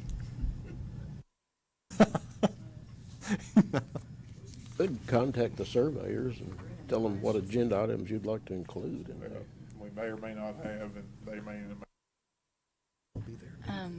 I would be happy to talk with legal counsel for the surveyors board and see if we could have some joint input, if that's what the board would like. But and only is last time it just seemed to we kind of seemed to just. Yeah, that won't be a problem. I can speak with, currently it's Ashley Thomas. I can speak with her and let you know at the October meeting what we'll do about next year. Yeah, but the surveyors have already approved their calendar for next year, and April the 12th is one of their meeting dates. So if I'll approve this calendar, then that will be set for that date. I'd like to entertain a motion to approve the calendar for the next year. Have a motion. Do we have a second? Second. Have a motion and a second. Is there any other discussion? All in favor say aye. Aye. Opposed? Motion carries. And John, you gave us a synopsis of what took place at the NCARB meeting and annual meeting in Boston. And so it's here, and there's a full report. If you're interested in details, I guess you could read that. Unless, John, you wish to expound on it in any way. Okay. And then we're moving on to authorization of travel and speakers. And John, you want to? Well, I did have the one thing that I mentioned about going to Memphis for the NCARB outreach visit in late September, early October, but of course we don't have specific dates for that, but I guess the board could authorize maybe 2 individuals to participate in the outreach event. We need to do all these at once, or? I think you could just do them all at once. And then, of course, we've got the Tennessee Engineers Conference, right, in September. You need to do the CIDQ meeting for me in November. That was part of our travel budget that was approved last year, Okay. so I think we're okay for those, the National Council meetings. I'm sorry. Thank you, Casey. I was putting all these events for next year on my calendar. I got asked by the Chattanooga chapter. I didn't know there was such a thing as getting permission to go down, but Chattanooga chapter for ACEC asked me to be, what'd they call it? Meet your board member? Meet your board member, and it's next Wednesday. I think the issue is it's not really that you're not allowed, but if you were to seek reimbursement for your travel expenses, just to I wasn't planning on it. Oh, okay. But, I think that's really all that we. but I'll take focus any on money for the y'all vote. want to give me. Hey, I'll. That's the main thing. Yeah. No, I wasn't planning on asking for reimbursement, but Well, should you need to, please let John and I know. We'll take care of it. okay. Well, that does raise a question. Do you need authorization to be able to speak as a board member or for the board? I think it kind of depends on, doesn't it, on what you're speaking about? Yeah, I mean, Whether if- you speak if- on behalf of the board. If you're giving some kind of, we wouldn't want you to go give legal advice or tell people how to interpret a certain statute, but you could speak to behalf of like how the board handles situations normally, and also like experience from your profession. One of the issues that they said they wanted to talk about, which I'm no great expert at all, but was just electronic seals of documents, and that was one of the topics that came up, which basically my answer was going to be, gee, I don't know, but Robert Campbell, if y'all want to call him, No, I mean, I think it's still up for discussion, so it's a great avenue to kind of present to them that if they want to be part of the solution on that, then they should engage. I mean, that's basically what I'm going to say.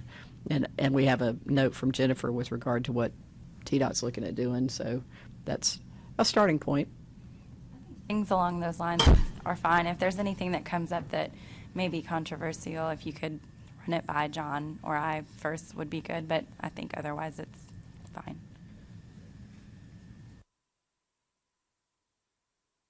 Have no other new business on the agenda. The only thing we have on here now is adjournment. Got one announcement. Okay. We have 3 anniversaries here today. Kathy, Brian, and Blair have their first anniversary on the board. Oh, really? Yeah.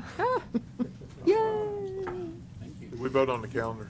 No, we didn't. The calendar we did, but we didn't vote on travel. I know Memphis for sure, there may be some mileage reimbursement, so Okay. that one we would definitely need to vote on, I think. I mean, I think, and so the Memphis up to 2, there needs to be one for Kathy to go to Chattanooga. There also needs to be the one for, like, so let's say up to 3 board members and 1 member of staff, a couple members of staff to go to the annual meeting at the Music City. And then I think we've already been approved, Steve and I, to go talk to the codes people, haven't we? So, okay, so those would be, anybody else got anything? That's the only 3 that I know of. John, I believe you've already been approved for the ASLA. Yes, that was the Conference. last meeting too, so yeah, we're covered there Okay. for mileage reimbursement. So Robert, the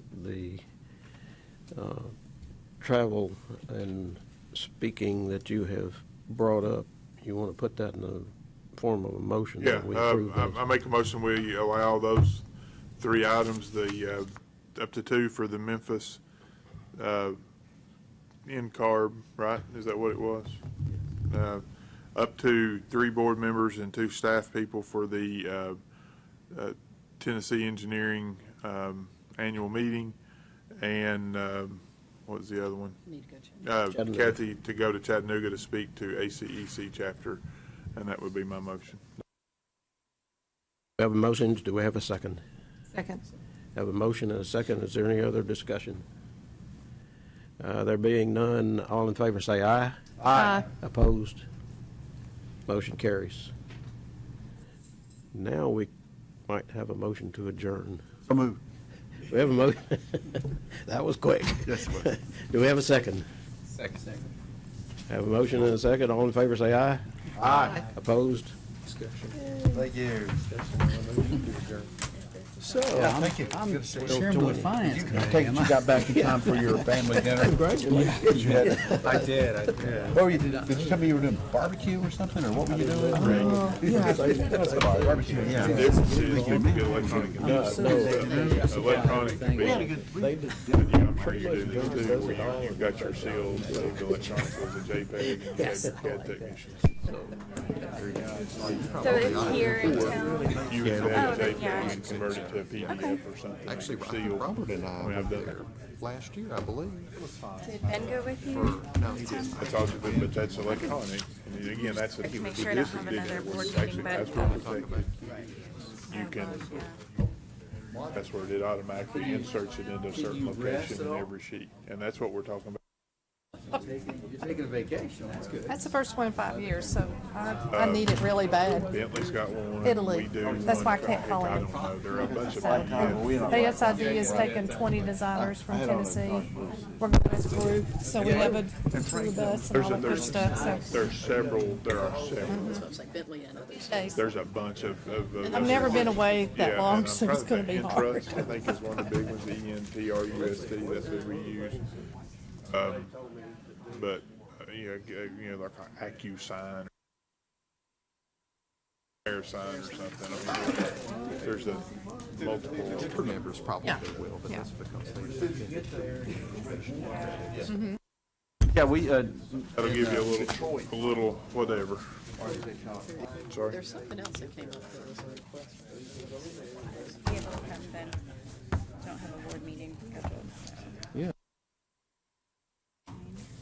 Now, you start at 4 and you get there at 9, you know.